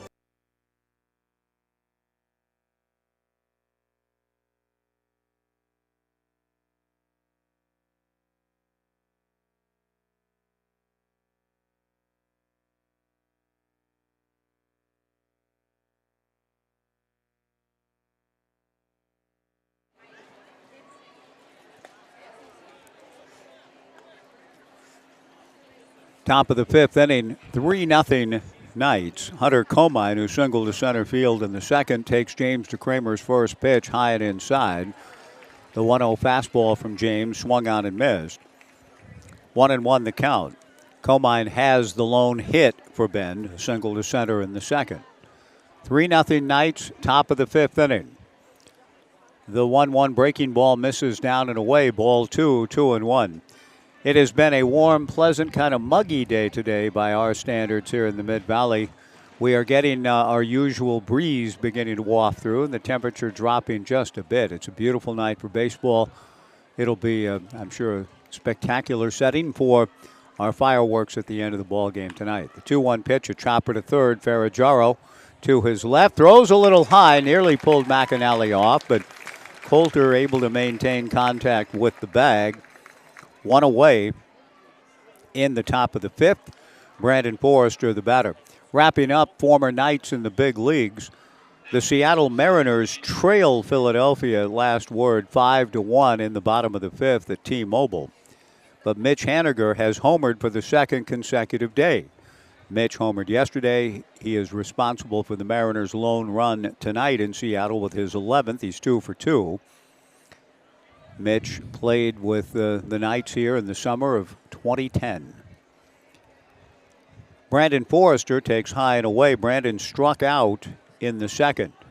The 1-0 pitch just outside. Ball 2, 2-0. 3-0 Knights in the top of the fifth inning. DeCramer delivers a 2-0 pitch for a strike. 2-1. Leadoff hitter Avery Covarrubias on deck. The 2-1 pitch, a chopper by the mound, charged by Kevin Takeuchi. Off-balance throw is low, but Coulter McAnally goes down to dig it out. Good work by Coulter on the 2 putouts here in the inning. Going high for the last one, goes down low to dig out this one. 2 away, and Avery Covarrubias will be the batter. 5 straight retired by DeCramer, who has the baseball in his glove, both feet on the rubber, ready to go to Covarrubias. The first pitch to Avery, fastball, fouled into the netting above the Bend Elks on deck area. No balls and 1 strike the count. Bend and the Knights will wrap up the series tomorrow, 5:05, Fan Appreciation Day. Raffle tickets will be made available, and there will be all manner of prizes that will be given away between innings. The host families will be introduced before the game with the ball players they've hosted all summer. It's always a special time. Fan Appreciation Day tomorrow at 5:05. The pitch missing to Covarrubias. The 1-1 fastball to Avery in there for strike 2. 1-2, 2 down, 3-0 Knights in the fifth. The Knights then head to Victoria for games Monday, Tuesday, and Wednesday. The 1-2 pitch misses just inside, ball 2. Leaving at 4 a.m. Monday morning. Making the long trip up to Port Angeles and across the ferry.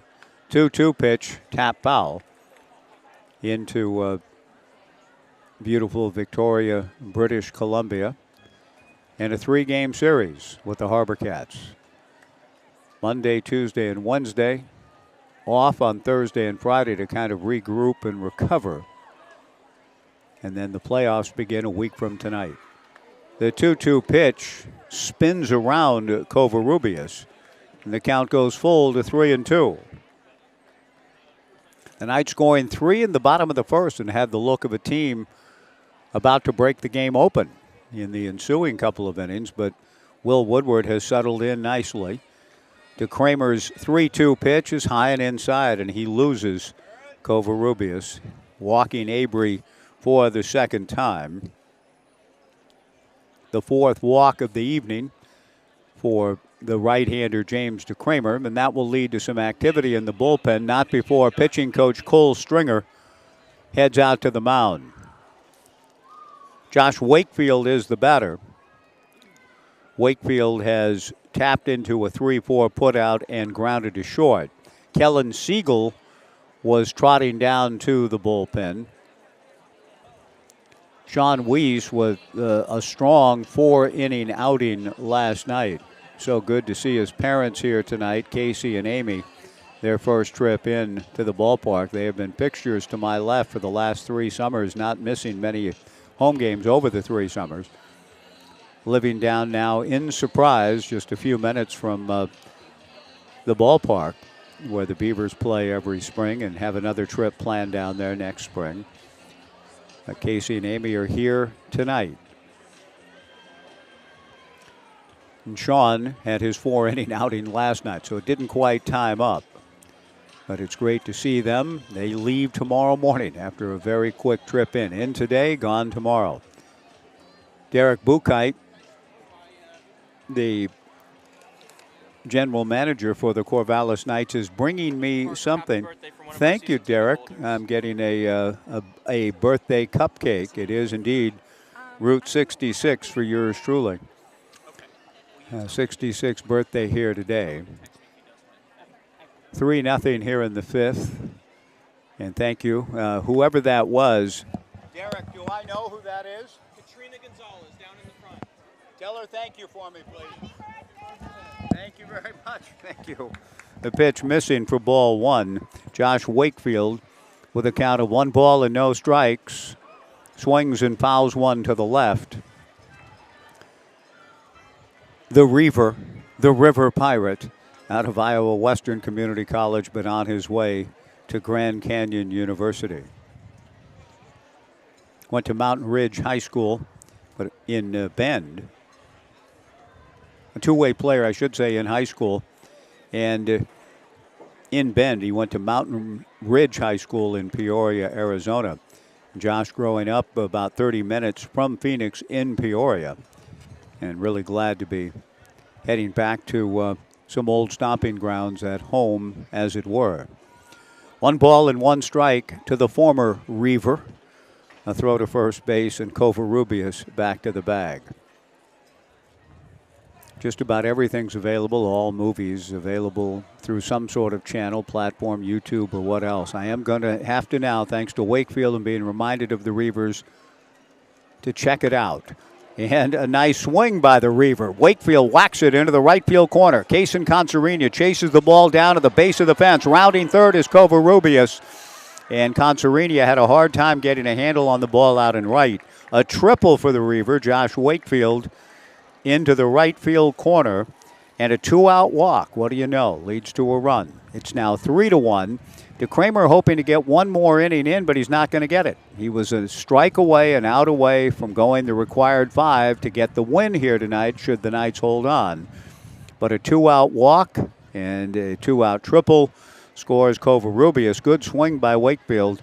And that's the end of the line tonight for James DeCramer, who gives the baseball to Brooke Knight and will come off 1 strike away from qualifying for the win. And the Knights fans, among the most respectful, polite in our great league, giving James DeCramer a nice round of applause as James comes off. Will it be Kellen? I think it might be. He was the first out of the dugout to head down to the bullpen. We'll find out. We'll take a 2-minute pitching change break with the Bend Elks breaking through to get on the scoreboard. It won't be Kellen. We'll find out. I can't quite see whom the young man is, but we'll take a 2-minute pitching change break. The Knights 3, Bend 1, with a runner at third and 2 down, back in 2 on the Knights live stream and Joe Radio.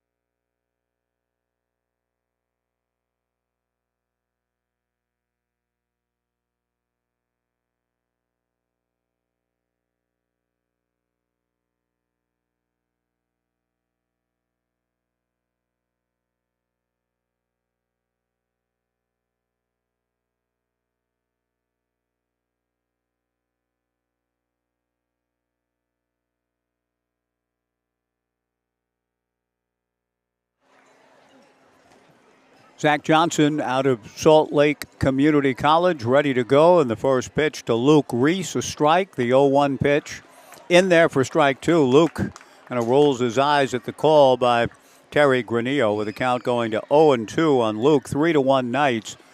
Top of the fifth inning. A 2-out walk to Avery Covarrubias, a triple for Josh Wakefield. The strike two pitch tapped up along third, foul. The count remains no balls and 2 strikes to Luke Reese. On his way to Point Loma, I mentioned that he had been going to Cal State's San Marcos out of Serra High School in San Diego. But he is now headed off to Point Loma, which he describes as the most beautiful ballpark in the nation. Right on the beach, from what I understand. That sounds like a magnificent setting. The strike two pitch popped up to shallow right field. Concerina coming in. Kaysen calls and makes the catch. The inning is over. Nice job by Zach Johnson coming in out of the pen, picking up for James DeCramer to get the final out here in the fifth. But Bend does get on the scoreboard, trying to flip the script from a night ago when it was Bend holding an early lead, and eventually the Knights rallied to win. Bend hopes to be in a similar mode here on the road tonight. A new pitcher coming in out of the bullpen for the Bend Elks. We will take a 2-minute pitching change break. The Knights 3 and the Elks 1, back in 2 on the Knights live stream and Joe Radio.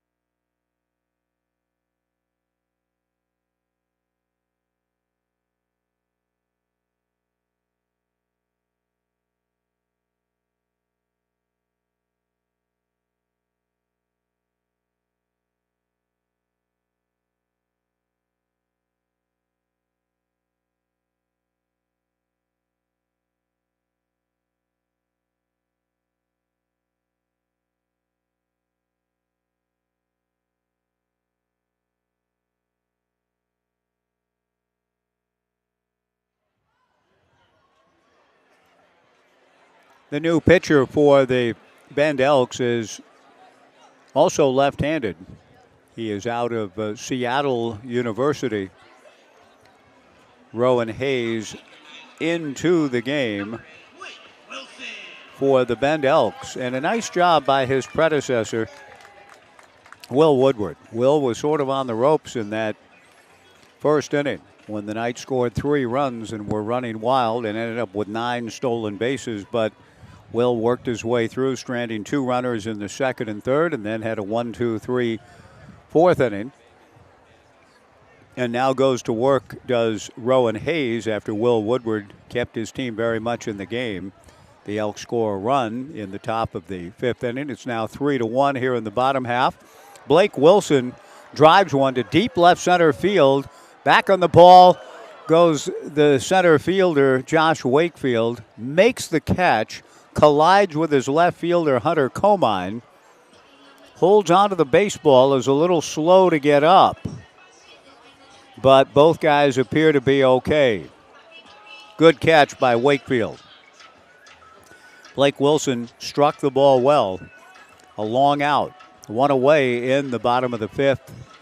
And the batter will be Kevin Takeuchi.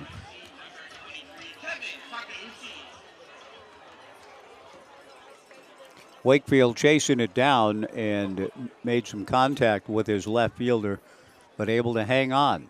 Well done on his part. Rowan Hayes works from the stretch with nobody on, delivers, and this one will find open turf. A line drive base hit to left field for Kevin Takeuchi. Kevin walked and scored in the first, had a stolen base, single to center in the third.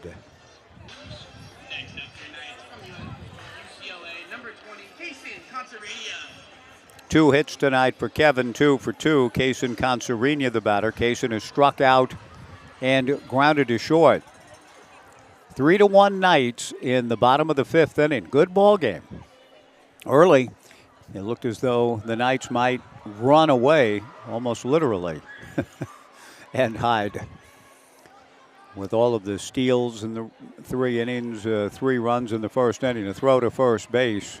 Back to the bag steps Takeuchi. Fully 9 steals officially for the Knights tonight. Kaysen Conserina 0 for 2. Rowan Hayes out of the stretch, trying to find a site somewhere where I can discern where Rowan went to high school, and just looking him up, it doesn't immediately appear. The pitch missing high.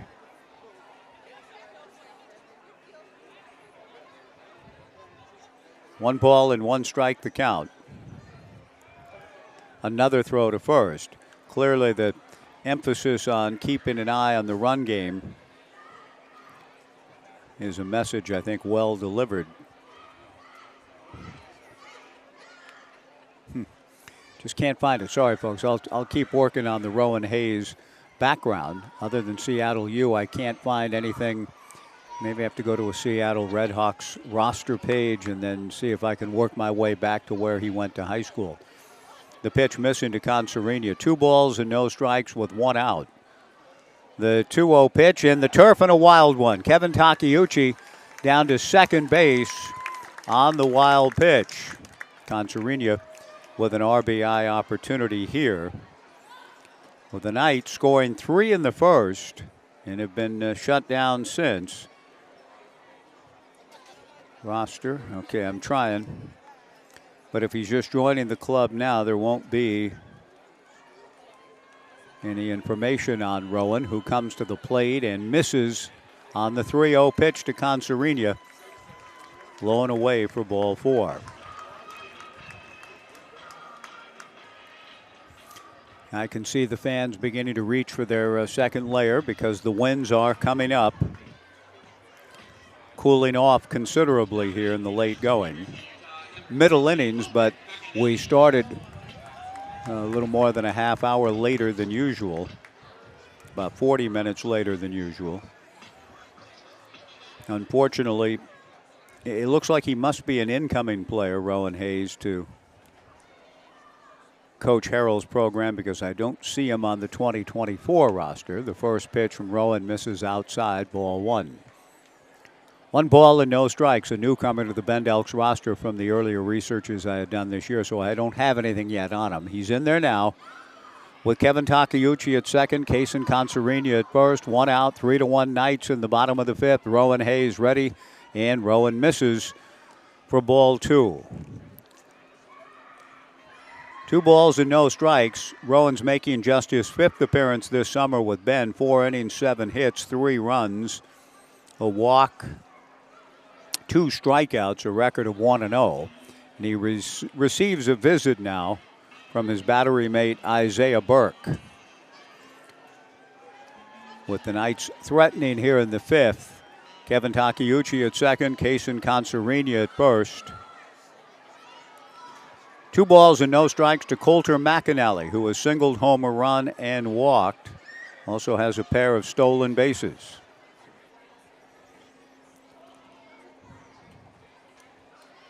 Rowan from the stretch, and the 2-0 pitch to McAnally fouled straight back.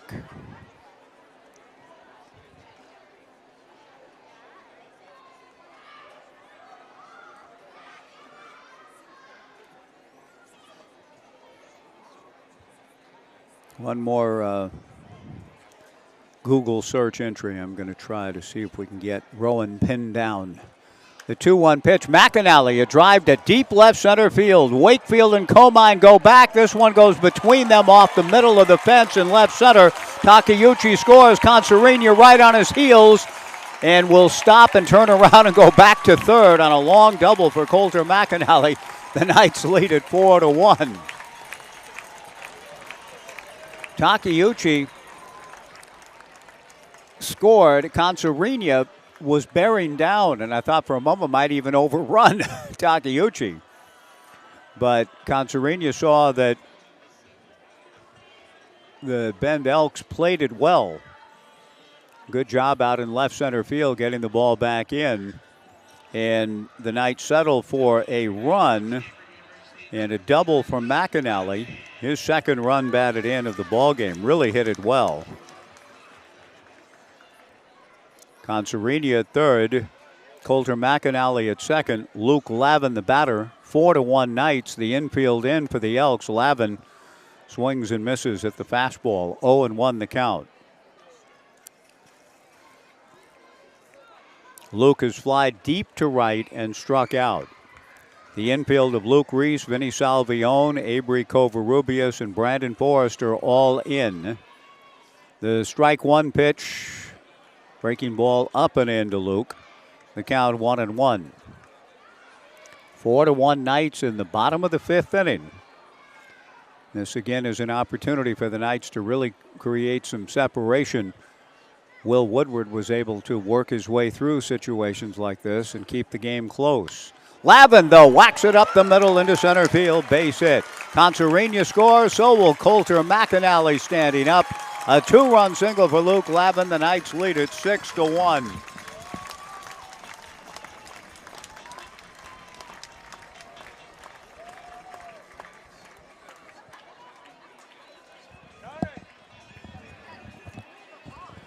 What they were not able to do against Will after the first inning, they've been able to do in breaking through a bit against the new pitcher, Rowan Hayes.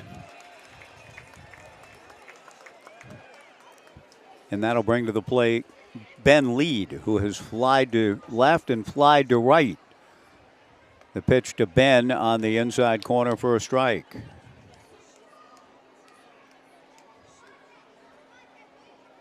No balls and one strike. I'm afraid it's a fruitless search. I will try to ask tomorrow before the game, Fan Appreciation Day tomorrow, about Rowan's background. The strike one pitch missing down and in. 1 ball and 1 strike to Ben Lead. The GNAC Player of the Year out of Central Washington hit .425. 1 ball, 1 strike, 1 out. 6-1 Knights, bottom of the fifth inning. The 1-1 pitch swung on and fouled at the plate, and the count 1-2. Knights baseball presented by our friends at Papay Material Handling. They keep you moving one step closer to home, and they have contributed, along with the Knights, $30 to Community Outreach, Inc. for every stolen base tonight and every stolen base all season. Our thanks to Papay Material Handling. A throw to first base, and Ben Lead watches as Luke Lavin gets back to the bag. 1-2 the count, bottom of the fifth, a 3-run fifth. The Knights scored 3 in the first, lead at 6-1. Hayes to the plate, bounces it up there. Good play by Isaiah Burke to keep it close. And the count is even, 2 balls and 2 strikes to Ben Lead.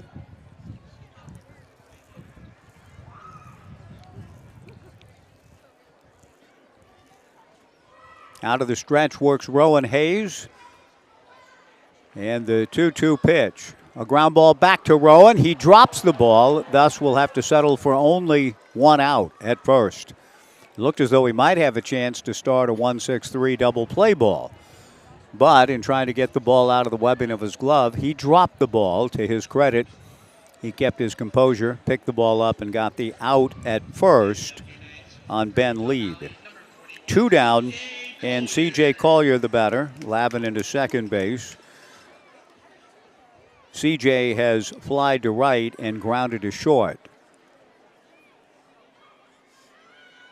Rowan, the left-hander, set, delivers. Good breaking ball. CJ tried to check his swing but went around. No balls and 1 strike the count.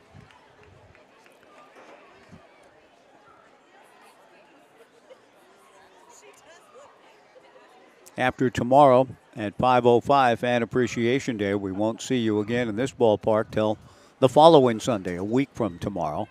The strike 1 pitch in there for strike 2. And that will be game 2 of the divisional series.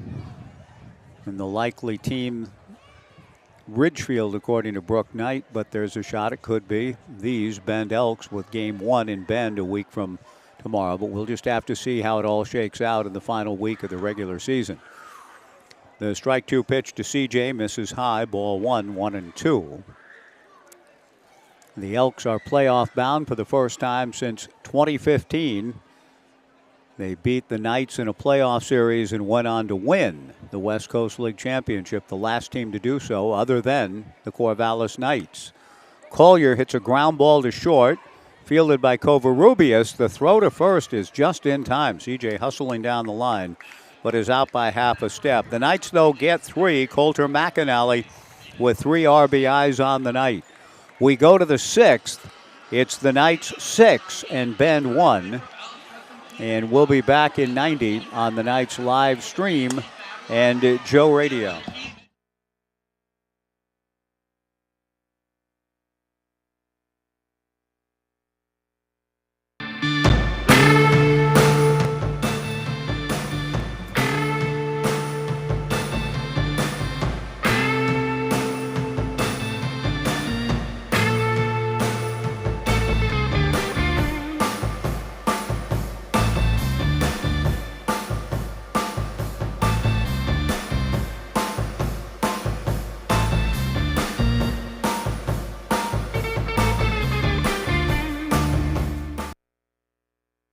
At Eugene Airport, we want to say thank you. Thank you to our community for choosing us to connect you to many destinations, other cultures, your families, and friends. Thank you to our dedicated and professional staff for ensuring the airport experience is excellent. And thank you to local residents and businesses for making us who we are. We are proud to serve you, our region, and beyond. Together, we continue to grow and thrive. Thank you for flying local and for flying EUG.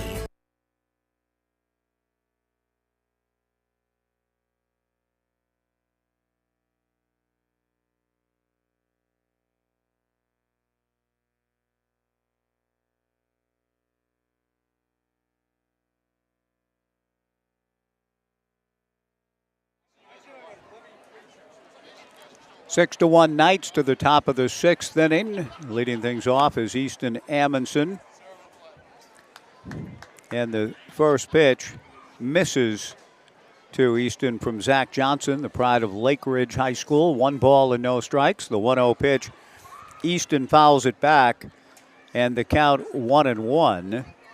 I'm going to ask the folks back in our McGrath family press box to get our second microphone turned up and made hot for Chase Gomez, who will join me here in a moment with Evan Bach, Andrew Roderick, and Brian Thomas working the live stream from within the booth. The 1-1 pitch from Zach Johnson misses for ball 2, 2-1. Top of the 6th inning. The Knights leading by a score of 6-1. Johnson to the plate, strike 2 called to Easton Amundsen, who has been up twice and walked twice, but now Zach Johnson trying to get him out to open the top of the 6th inning. 2 balls and 2 strikes on this big fireworks night at Goss Stadium at Coleman Field. The 2-2 breaking ball, Amundsen hits a high fly into center. Blake Wilson lost the ball for a moment, I thought, but then recovered the location. He looked for a moment as though he'd lost it. And it is kind of an odd sky here tonight. Kind of some tweener time. Not fully dark yet. Whether the lights have fully taken effect, I don't know. But it was a good play by Blake to stay with it, make the catch, 1 away. Easton Talt, who was struck out and popped to short, stepping in against Zach Johnson here in the 6th, with the Knights leading 6-1. Zach's first pitch, a strike, and the count 0-1.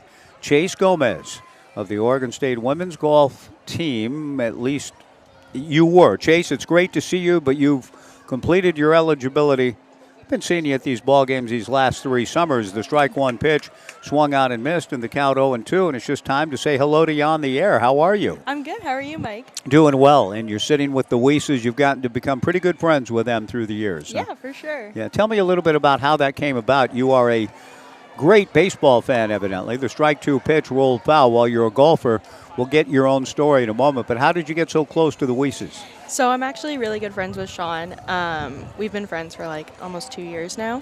And yeah, I've just been following him since he was at Hawaii and now at Arizona Christian and since last summer. So yeah, we've become really good friends and just supporting him through the past 2 summers and the past 2 seasons. Strike two pitch is a broken bat, top foul, a fair ball caught by the first baseman, Coulter McAnally. 2 down, and you haven't missed many games. I mean, you're here even when Sean wasn't here. I mean, you get here a lot. Tell me a little bit of just about your love for baseball, I guess. Yeah, I only started going to Beaver baseball games back in 2022, and I really didn't understand baseball back then, and because of Dave Boker specifically, he kind of got me into knowing the different plays and knowing all the ins and outs of the sport, and it's actually kind of similar to golf in a very, like, mentality way. Vinny Salvione takes a strike, the count 0-1. Now, if you were beginning to understand baseball, then I need your help because I've been only around, I'm 66 years old today. I've been around it since I was 7, and I'm still not sure I fully understand the game, but I'm glad you're getting kind of an education on it from a great Knights host family and Dave Boker, Dave and Tracy. The strike two pitch, strike three called. The inning is over. Hang around. We'll pick up I want to get your own story in the sport of golf, what's next for you and all of that. Chase Gomez from the Oregon State women's golf team joining me on this beautiful night at Goss Stadium at Coleman Field. A strong inning for Zach Johnson. The first 1, 2, 3 inning for him, the second of the game for the Knights. We go to the bottom of the 6th. The Knights 6 and the Bend Elks 1 on the Knights live stream. Back in 2 with the pitching change coming. Back in 2 on the Knights live stream and Joe Radio.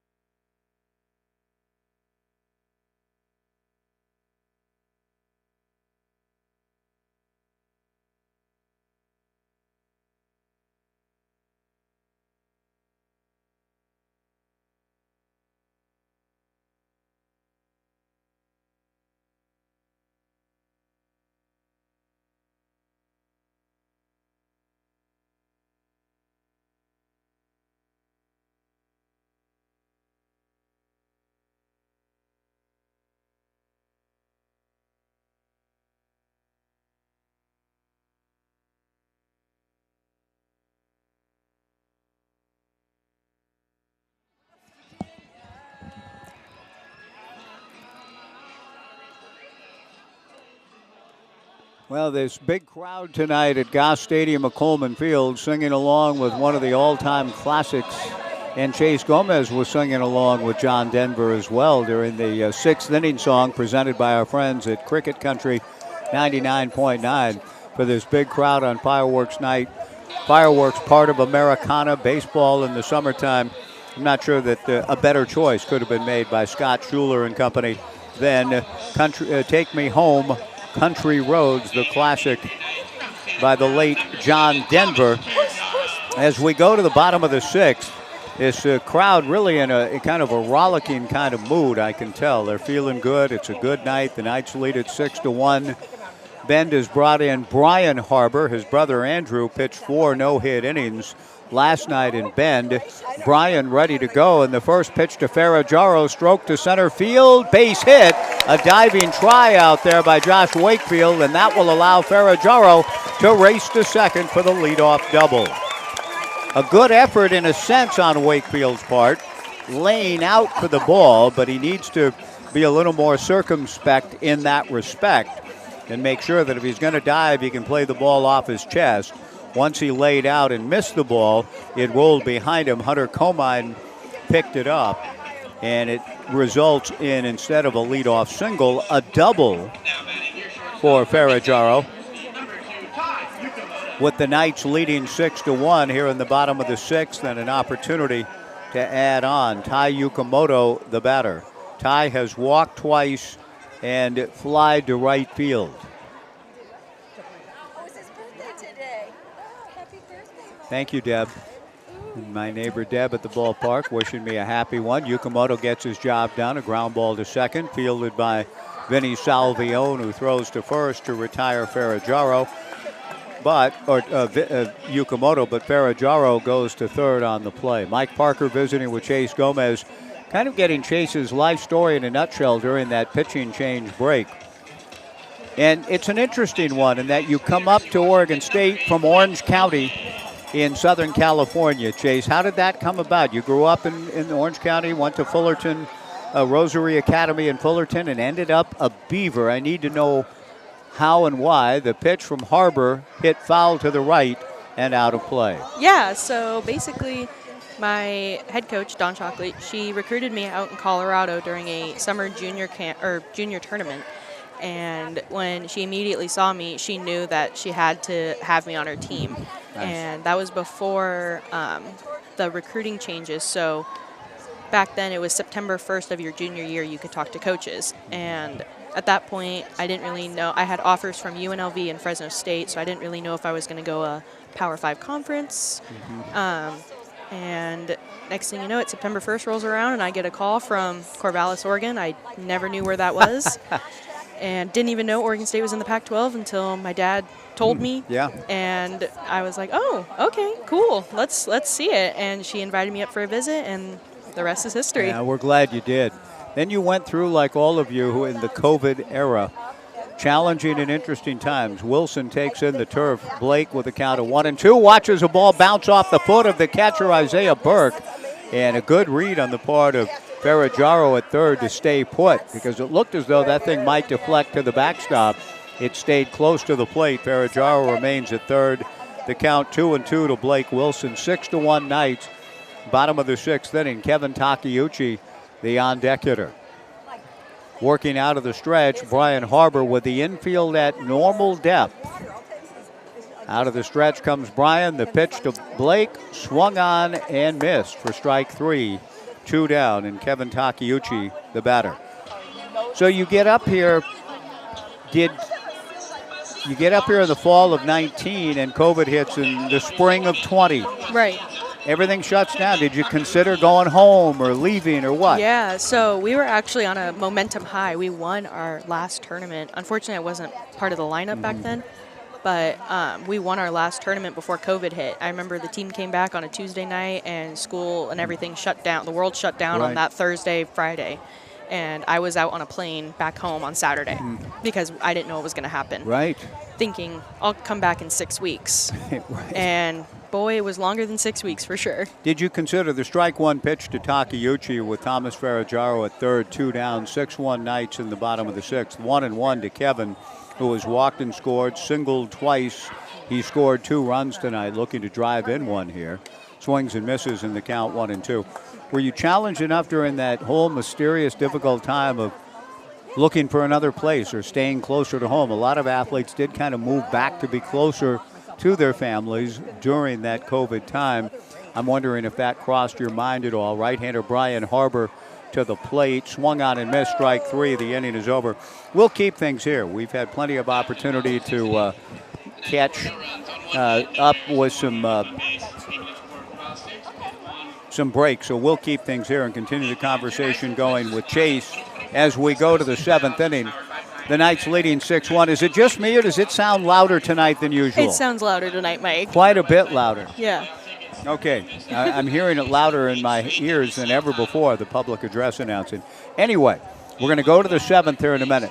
So what about that? Did you consider a change when life was so challenging during that COVID period? Never a doubt crossed in my mind I was going to transfer at all. Transfer? Yeah, I was never going to think, like... Never even crossed your mind? Nope. You never. loved it here? I loved it here. Okay. Like, my best friends were here. We had a house down the street, like, Okay. from campus. Like, we had everything set. Like, I never wanted to leave. So then take us through that. You get through that, then the rest of your own career, you were with some great teammates. You had some tremendous accomplishments in the sport. You're going to try to keep playing the sport with Q School coming soon. But tell us about kind of the rest of your career after that COVID year. Yeah, so we had no season in the fall of 2020 because Pac-12 decided no. And in the spring of 21, I went through more of like a mental block period, so I didn't play very often. And I was the new substitute player for the NCAA during regionals. And so I got to travel with the team to Baton Rouge, where we had that unfortunate mishap of not playing and missing out. Very unfair. Very unfair. Very unfair. I still agree with, I don't agree with their call with it, but it's in the past. We go to the 7th inning. Zach Johnson delivers a first pitch to Isaiah Burke, a pop-up into shallow center. Blake Wilson comes in with Yukamoto and Takeuchi going out. Blake takes charge and makes the catch. One away. Hunter Comine, the batter, 6-1 Knights. Through 6, the Knights 6 runs, 8 hits, and an error. Ben 1 run, 2 hits, and 1 error. So you have to go through that the injustice of all of that in 21. Then what? Then I continue playing tournaments in the summer, come back in 21, fall of 21, start from scratch and just keep playing. Played all but one event, I believe. From what I remember, I played all but one event. Wow. That's and great. yeah, we had a great year then. We went to Tennessee, and I almost qualified as an individual for nationals. Nice. I was like 1 or 2 off. Zach Johnson, strike 2 pitch, a breaking ball up to Hunter Comine. 1-2 the count, 1 out, nobody on in the 7th. The Knights leading 6-1. Zach Johnson on in relief of James DeCramer. Fireworks night coming up, presented by Pioneer Connect and Samaritan Health Services. Zach rocks and started to come to the plate, but time was granted to Hunter Comine. 1-2, 1 out. Breezes blowing out to left center field. The pitch from Johnson, a soft liner caught by Knight shortstop Tai Yukamoto a few steps to his right. 2 down, Brandon Forrester, the batter.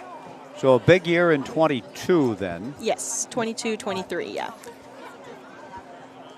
Okay, before we talk about what's next and continuing to try to play, what then happened in the past 23, the spring of 23 and the spring of 24? Yeah, I believe that we decided, we didn't have the best start in 23. We weren't cohesive. We couldn't put scores all together. And then finally we had that breakthrough in Westfield, Indiana, of all places.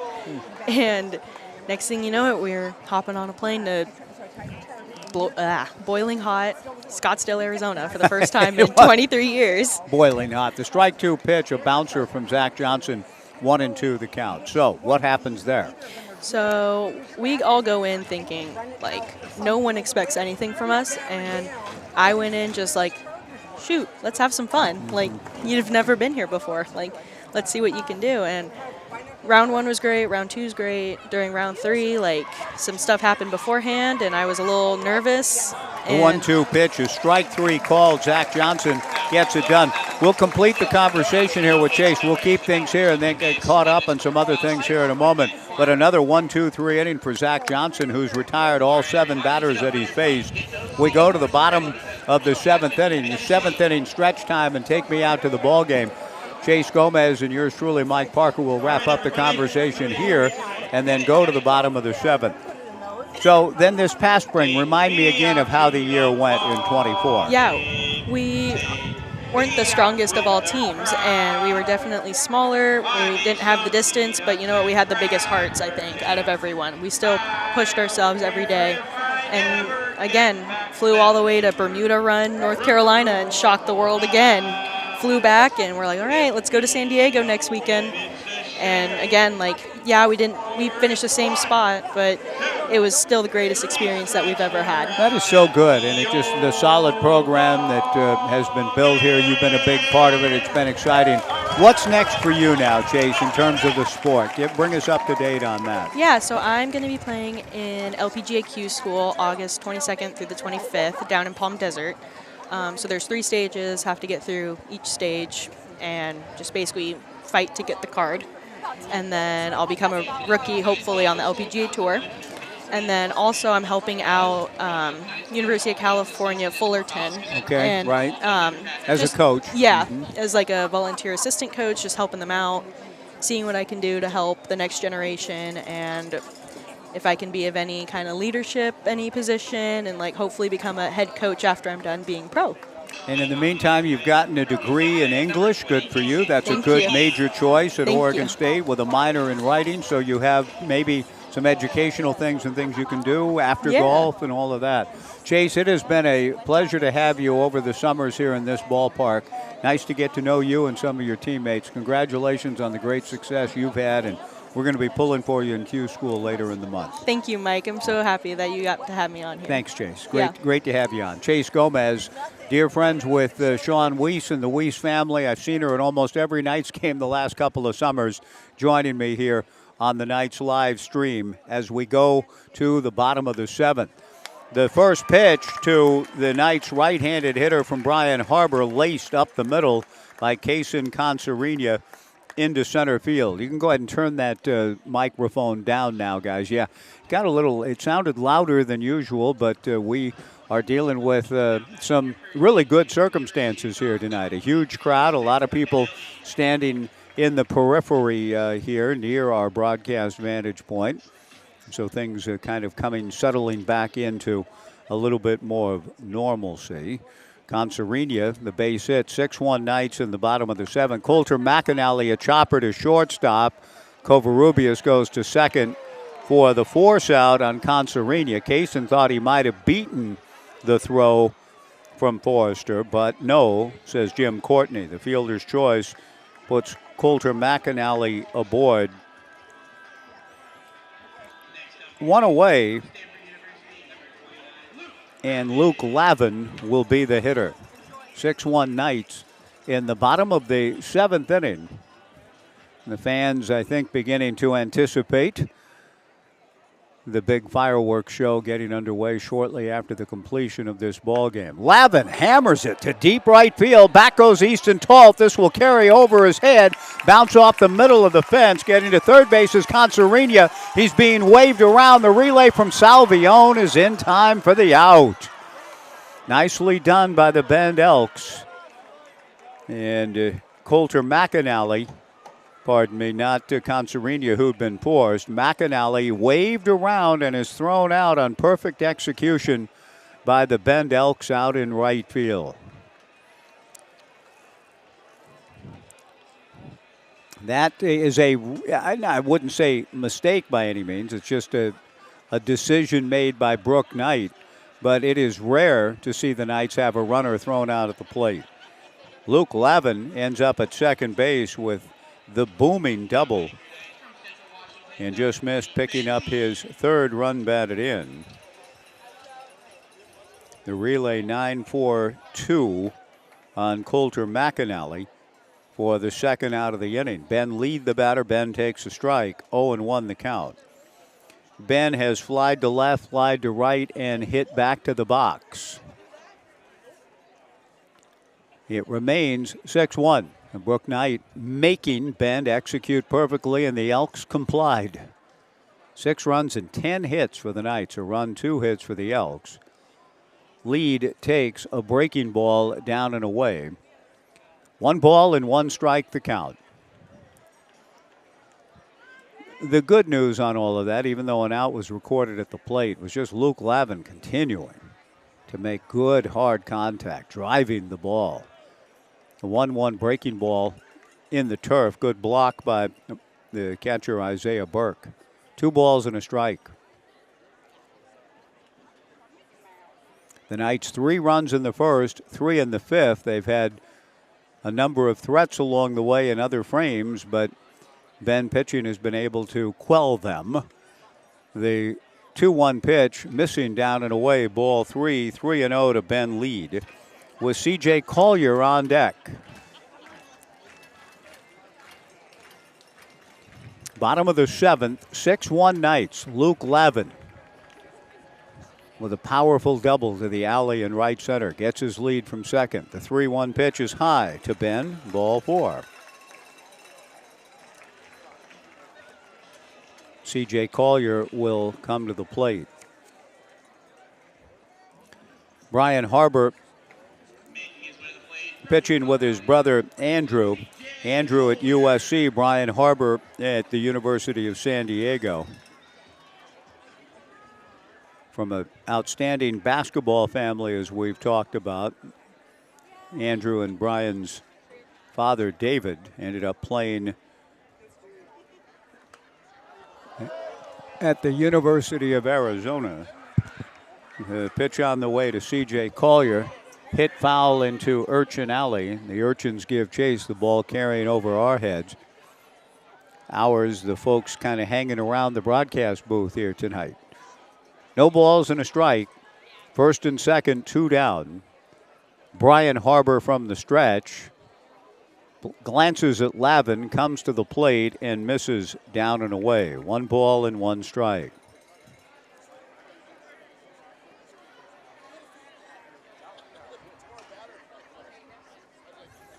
Actually, pardon me, Dad played hoops for Stanford. My apologies. The connection was with the grandfather, John, who played at Arizona. But Papa, David Harbour, played for Mike Montgomery at Stanford. But the Harbour sons, the sons of David, ended up kind of choosing the baseball route and quit playing hoops after high school, from what I've read. After their 9th grade year, I should say, and concentrated on baseball and have done very well for themselves.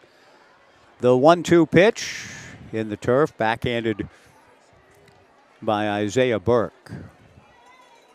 2 balls, 2 strikes, 2 on and 2 out. 6-1 Knights in the bottom of the 7th inning. The Knights trying to take another step towards the best overall record, something they would hope to have close to being settled before going to Royal Athletic Park in Victoria Monday, Tuesday, and Wednesday of next week. A pitch clock violation called against Brian Harbour, and that runs the count to 3 balls and 2 strikes, which means the runners will take off on the pitch. Luke Lavin from second, Ben lead from first with 2 down. The 3-2 pitch from Brian popped up on the left side. Going out is the shortstop, Covarrubias. He stays with it in shallow left field to make the catch, and the inning is over. For the Knights, no runs, 2 hits, a runner thrown out at the plate, 2 left. We go to the 8th. The Knights 6 and Ben 1. And we'll have a new pitcher coming in for the Knights. We'll take a 2-minute, get caught up a little bit, take a 2-minute pitching change break on the Knights live stream and Joe Radio.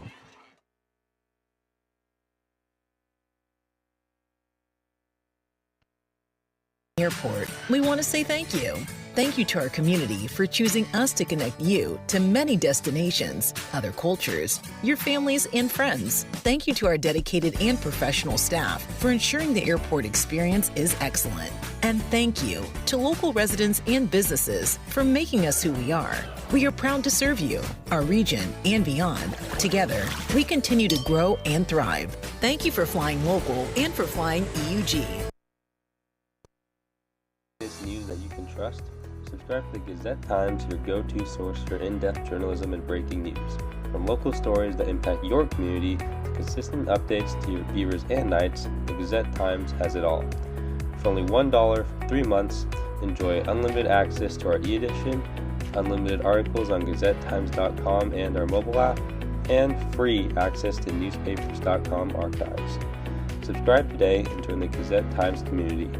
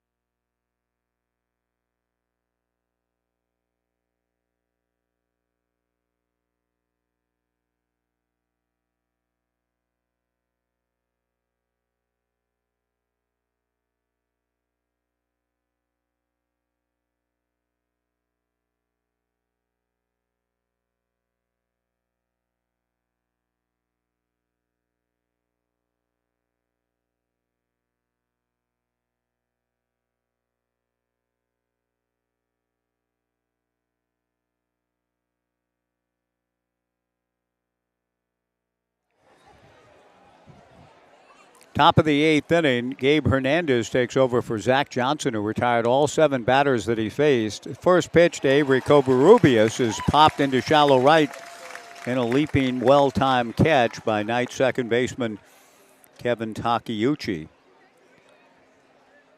For the 3rd time tonight, the Knights getting out on the first pitch of an inning. James DeCramer, the starter, did it twice, and now right-hander Gabe Hernandez gets it done in the 8th. One away, Covarrubias had scored the lone run for the Bend Elks.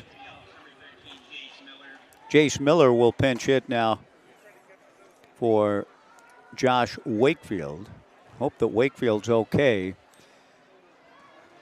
He had tripled home a run in his last at-bat, but now Jace gets a pinch hit opportunity here in the top of the 8th with the Knights leading 6-1. Gabe's first pitch is a fastball.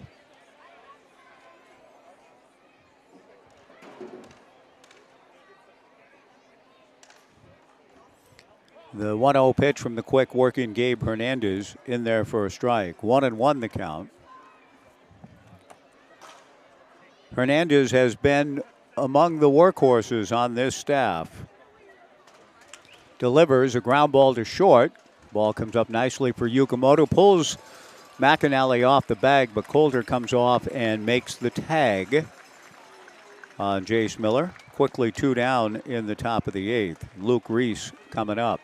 Oregon State Credit Union, the official credit union of OSU Athletics, presented our huge fireworks show back on July 3rd. On this August 3rd tonight, Pioneer Connect and Samaritan Health Services. But Oregon State Credit Union has been investing in our communities for many years, a longtime partner of the Corvallis Knights. 15 branches. You can join online at OregonStateCU.com. Oregon State Credit Union, creating financial solutions toward making local lives better. And Luke Reese may get himself thrown out of the game. I mean, he takes a strike 1 pitch for called strike 2 and just turns and snaps at the home plate umpire, Terry Granillo, who lets him stay on. Strike 2 breaking ball down and away. That's about as close as you can get because you're not, quote unquote, supposed to argue balls and strikes. And he just turned and yelled directly into the face of Granillo for the strike call. The 1-2 fastball just outside for ball 2, 2-2. Luke Reese running a little bit hot and was given some room by the home plate arbiter. 2 balls and 2 strikes. Gabe Hernandez back to the plate. Breaking ball fouled at the plate. And the count remains 2 balls and 2 strikes. Top of the 8th inning. The Knights leading 6-1. Gabe making his team leading 20th appearance of the summer. The 2-2 pitch swung on and missed for strike 3. The tag applied. And he's out of the game. Yeah, you got to go. Luke Reese is thrown out of the game. He's got to go. Goodbye. He argued again, walking away from the plate after he was tagged out by Luke Lavin. He has no argument now other than to leave the baseball game.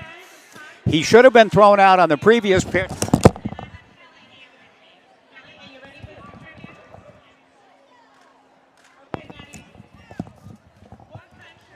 I mean, there's no place for that. Luke Reese is thrown out of the game as well he should have been. Strike three, he's gone.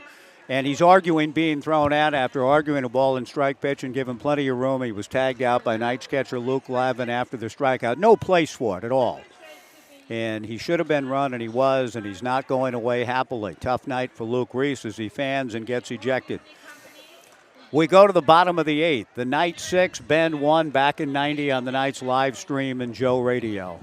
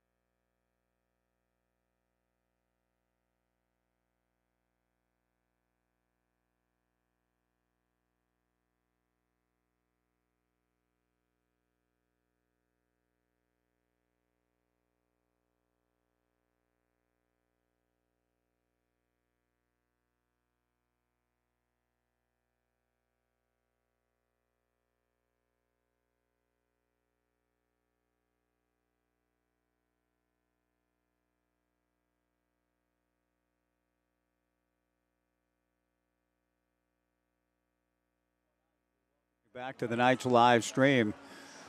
Always something, it seems, between the Bend Elks and the Corvallis Knights. Some extra stuff of some sort goes on. Luke Reese was ejected from the game as well he should have been for arguing balls and strikes. But it hasn't, whatever was gone on, the beef continued. Alan Cox, Dan Grice, talking with Ed Nags and Brooke Knight of the Knights. I'm not sure what about, but the umpires get together.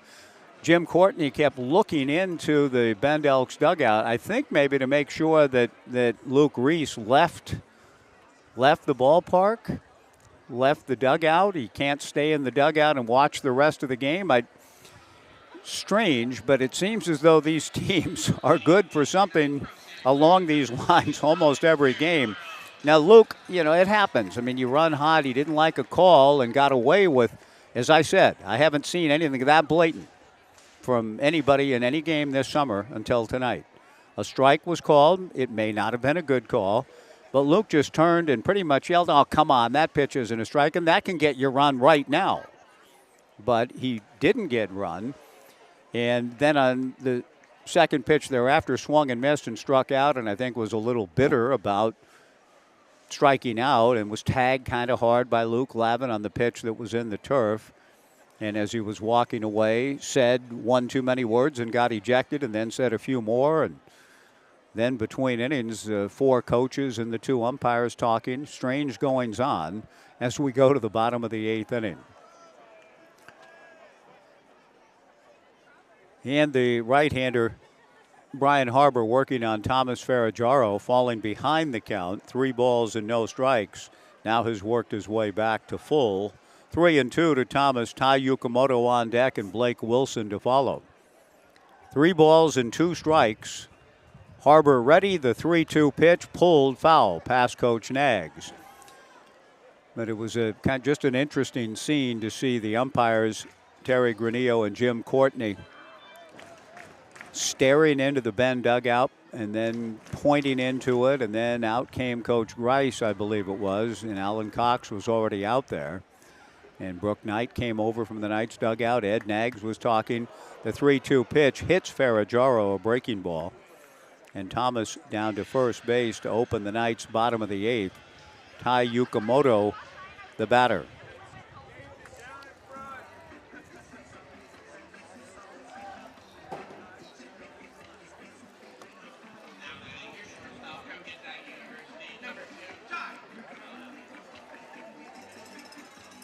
Tai Yukamoto, the hitter.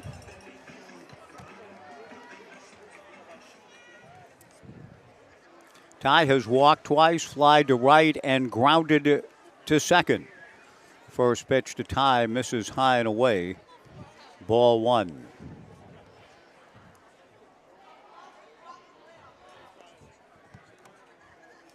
One ball and no strikes. The Knights had 9 stolen bases through the first 3 innings, and they're trying to get their 10th, and they do get it.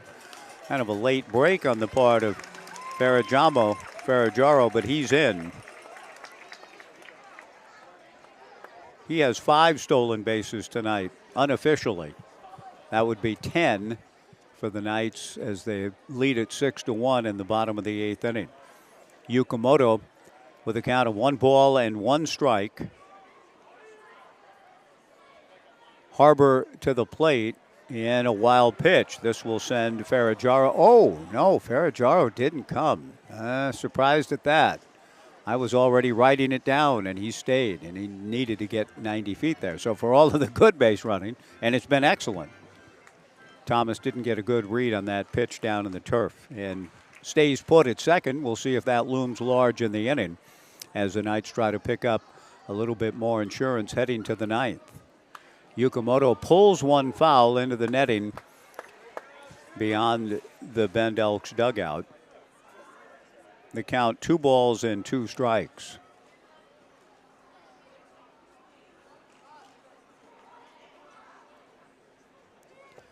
The teams will wrap up the series tomorrow. It appears as though the Knights are going to go in looking for the sweep tomorrow at 5:05. Winning last night in Bend 9-5, leading this one 6-1 in the bottom of the 8th. Now this one nearly hits Yukamoto and goes to the backstop, and Ferraggiaro does now pick up the 90 feet.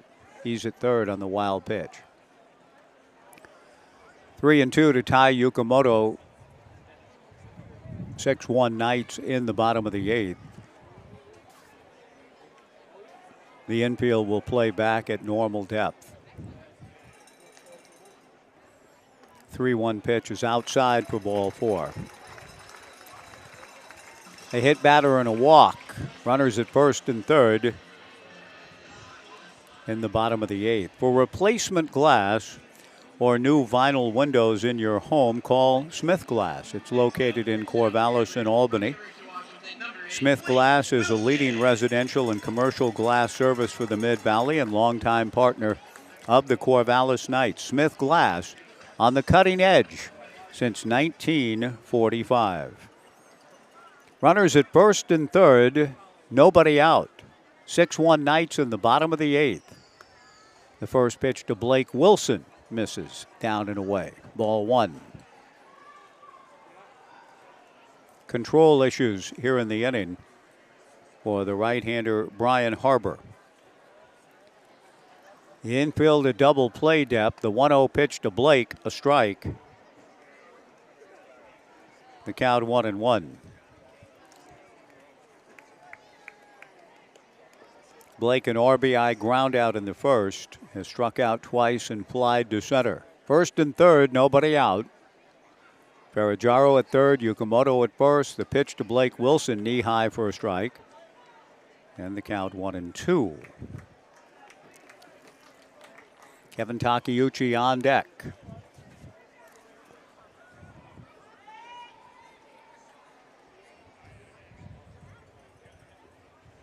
Harbor throws over to first base.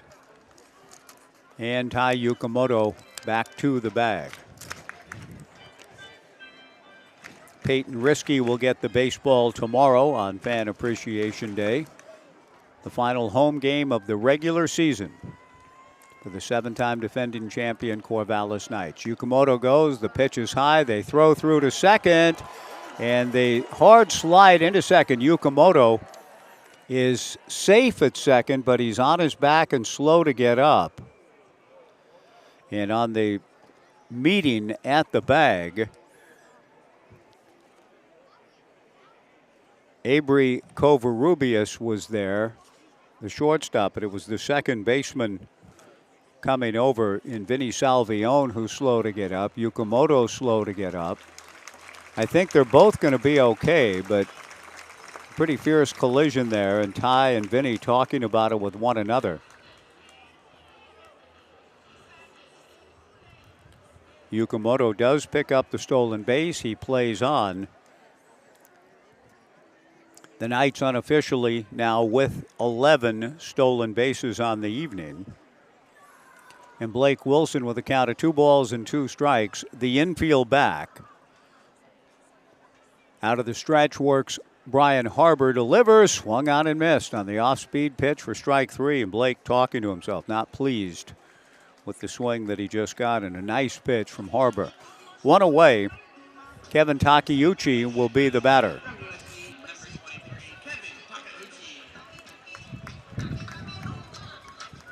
Six to 1 Knights in the bottom of the 8th, and Kevin looking for the base hit that would essentially be a knockout punch. 5-run lead in the 8th. Kevin swings and grounds it wide of third. Into the hole at short goes Covarrubias to field it. No play for him anywhere. Ferraggiaro scores. Yukamoto stops at third. An RBI single for Kevin Takeuchi. His 40th of the summer. A good job by Covarrubias to keep it from going through. That probably would have scored Ty from second. As it is, a run does score. The Knights lead it 7-1. Runners at first and third and 1 out. 7 runs, 11 hits, and an error for the Knights. 1 run and 2 hits for Bend. First and third and 1 out. Kaysen Concerina pops one foul towards the Omaha room down the line. The ball bounces in the Riley concourse and up into the Omaha room, where a young fan makes a very good play on the ball on a hop. No balls and 1 strike the count.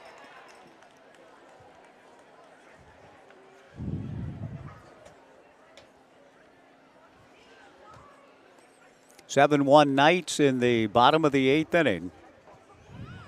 The pitch to Kaysen, hit foul down the right field line. A long run coming in and dropping the ball out in right field, enabling a run to score. A sliding try out there. That's no longer Easton Talt in right field. The ball going in and out of the glove for a base hit for Kaysen Concerina and an RBI, enabling Yukamoto to score. The Knights lead it 8-1. The numbers on the Bend Elks jerseys are almost impossible to discern. From where I sit, I cannot see whom that right fielder is for Bend. It's no longer Easton Talt. Easton now out in center field, and I can't read the number. But he made a pretty good effort. Wes Harper, the pitching coach for Bend, out to the mound for a conversation as the Knights are in the process of putting this ball game away. Harbour will stay on. Those numbers are almost impossible to read, at least for me in my advanced age. Advancing 1 more today to 66. But my apologies, folks. I cannot see the number. The monitor is out up here, so I don't have a point streak screen to be following. Coulter McAnally, the batter. Coulter at this point is our Washington Park Advisors player of the game, and he has a chance to add to that here. He singled home a run in the first. He doubled home a run in the 5th. He's walked and bounced into a force play. He's at the plate now with a count of 1 ball and no strikes and a chance to pick up another RBI and solidify his position And even if he doesn't, I still think he'll probably be the guy, although we've seen good ball games again tonight from Thomas Ferraggiaro. Ferraggiaro would be the other who has 3 hits and has scored 2 runs. So we'll keep an eye on things. Either Ferraggiaro or Coulter. It kind of depends now here. If Coulter gets a RBI, it's a line drive caught at third. He hit it hard, but for an out. McAnally retired. So that seals it for Thomas Ferraggiaro. We'll give it to Ferraggiaro. Taylor's been asking me, the Washington Park Advisors player of the game, so we'll go with Thomas Ferraggiaro. I'm not sure what's going on up here. What's happening, Amanda? Melinda from Food and Beverage made cakes. Oh, wow. So because you're the birthday boy, you have to have one. Okay. Luke Lavin, the batter. Melinda from Food and Beverage has brought up some more cupcakes. Thank you so much. Luke Lavin takes a strike, and the count 0-1. Taylor, can you ask inside who Ben's right fielder is right now? Who's playing right field for Ben? I can't read his number. No balls and 1 strike the count to Luke Lavin. Guys, you could help me with that too. Evan or somebody, please ask when you hear me struggling and out here like that. If you could help me, ask somebody who the right fielder for Bend is right now, please. I would appreciate that. The strike 1 pitch swung on and missed, and the count 0-2. So I'm waiting on an answer. He made a good effort on the little fly ball to right, but not able to catch it. The number nearly indiscernible. No balls and 2 strikes, 2 on and 2 out. Lavin takes high, ball 1. 8-1 Knights, bottom of the 8th inning. 3 outs away from winning another ball game, taking another step toward wrapping up home field advantage throughout the playoffs. Who? Jace Miller? Okay, thank you. Jace Miller. I appreciate that. Thanks, guys. The 1-2 pitch, breaking ball away. Yeah. 2 balls and 2 strikes, the count to Luke, who blasted one to right center field. Jace Miller now out in right field for Bend. 2 balls, 2 strikes, 2 on, 2 out. 8-1 Knights, bottom of the 8th. The 2-2 pitch, breaking ball pounded foul at the plate. The count remains 2 balls and 2 strikes in the bottom of the 8th. It's been an excellent day today on Route 66. Walking down, having dinner with my family and walking along the riverside, downtown Corvallis, going to the Corvallis Museum. Beautiful and wonderful way to spend the 66. My entire family will be here watching the fireworks together here shortly. The 2-2 pitch fouled at the plate. 2 balls, 2 strikes. I've spent quite a few birthdays around the Corvallis Knights, and it's been a true pleasure indeed over these summers. 2 balls, 2 strikes to Luke Lavin. 8-1 Knights in the bottom of the 8th inning. Harbor ready, the 2-2 pitch. Luke swings and misses, strike 3 to retire the side. Luke has the best hit ball of the night, a long double to the alley in right center last inning. We go to the top of the 9th inning. The Knights add a couple, and they're 3 outs away from winning the series. At the end of 8, the Knights 8 and Bend 1 back in 90 on the Knights live stream and Joe Radio.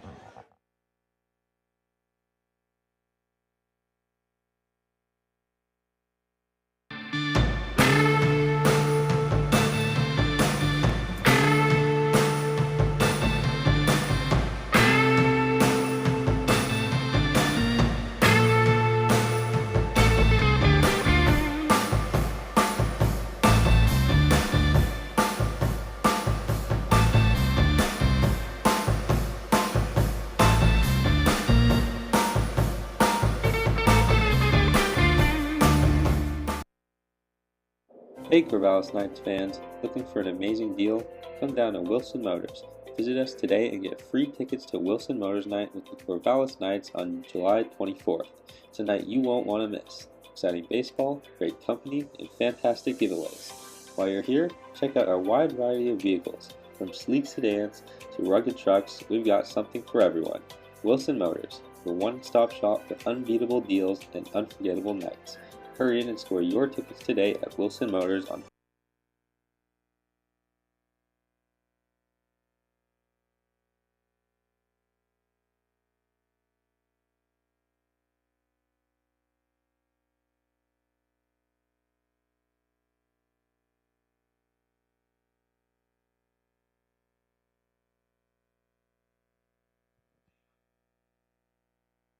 And is to the hill in the top of the 9th inning, trying to put this thing away. The Knights lead it 8-1. Gabe delivers to Easton Amundsen, high and away, ball 1, 1-0. Easton has walked twice and flied to center, swings and misses here. 1 ball and 1 strike. Easton Amundsen, Easton Talt, Vinny Salvione. The scheduled hitters for Bend in the top of the 9th inning. The 1-1 pitch fouled straight back. The Knights with 3 in the first, 3 in the 5th, 2 in the 8th. 8 runs, 12 hits, and an error. Bend 1 run, 2 hits, and 1 error. The run coming in the 5th inning. The pitch to Easton swung out and fouled at the plate. The count remains 1 ball and 2 strikes.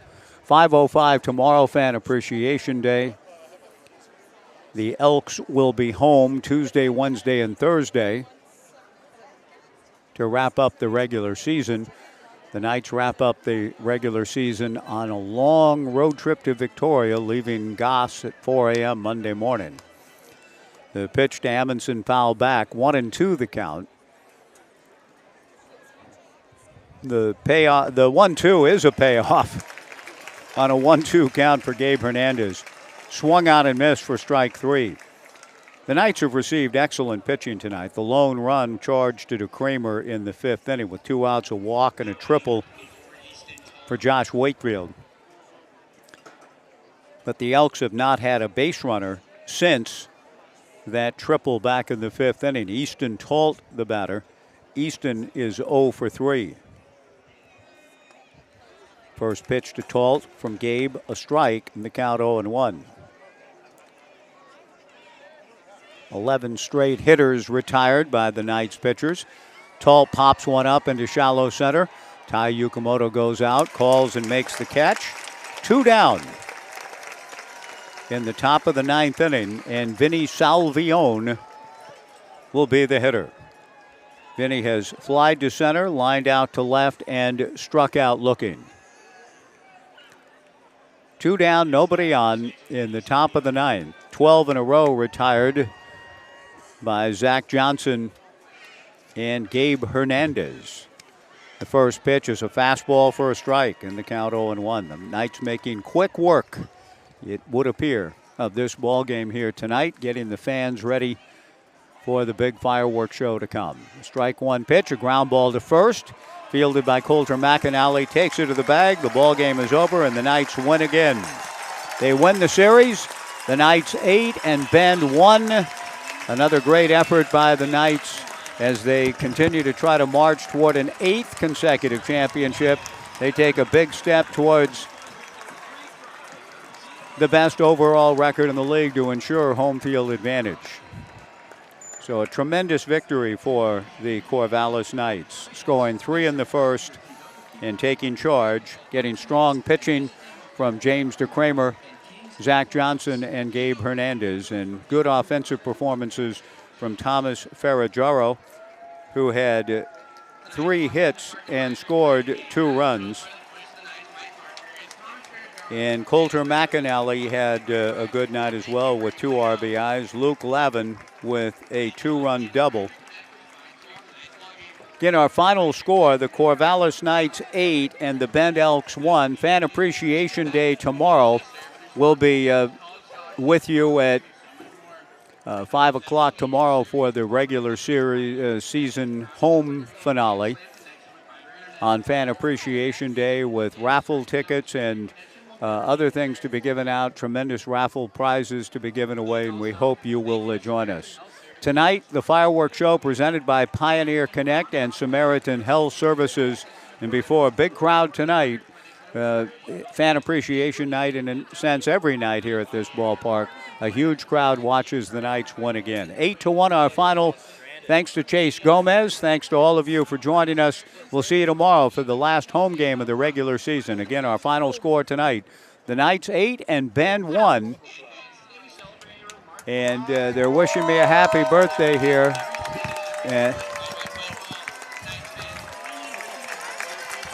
8-1. the Corvallis Knights victorious. Thanks for joining us tonight. And thank you, everybody, for the happy birthday wishes. It's been a great day. Appreciate you joining me. Thanks, everybody. These summers have been wonderful with all of you. And the Knights win it. We'll try to do it again tomorrow, right back here on the Knights live stream and Joe Radio. So long, everybody.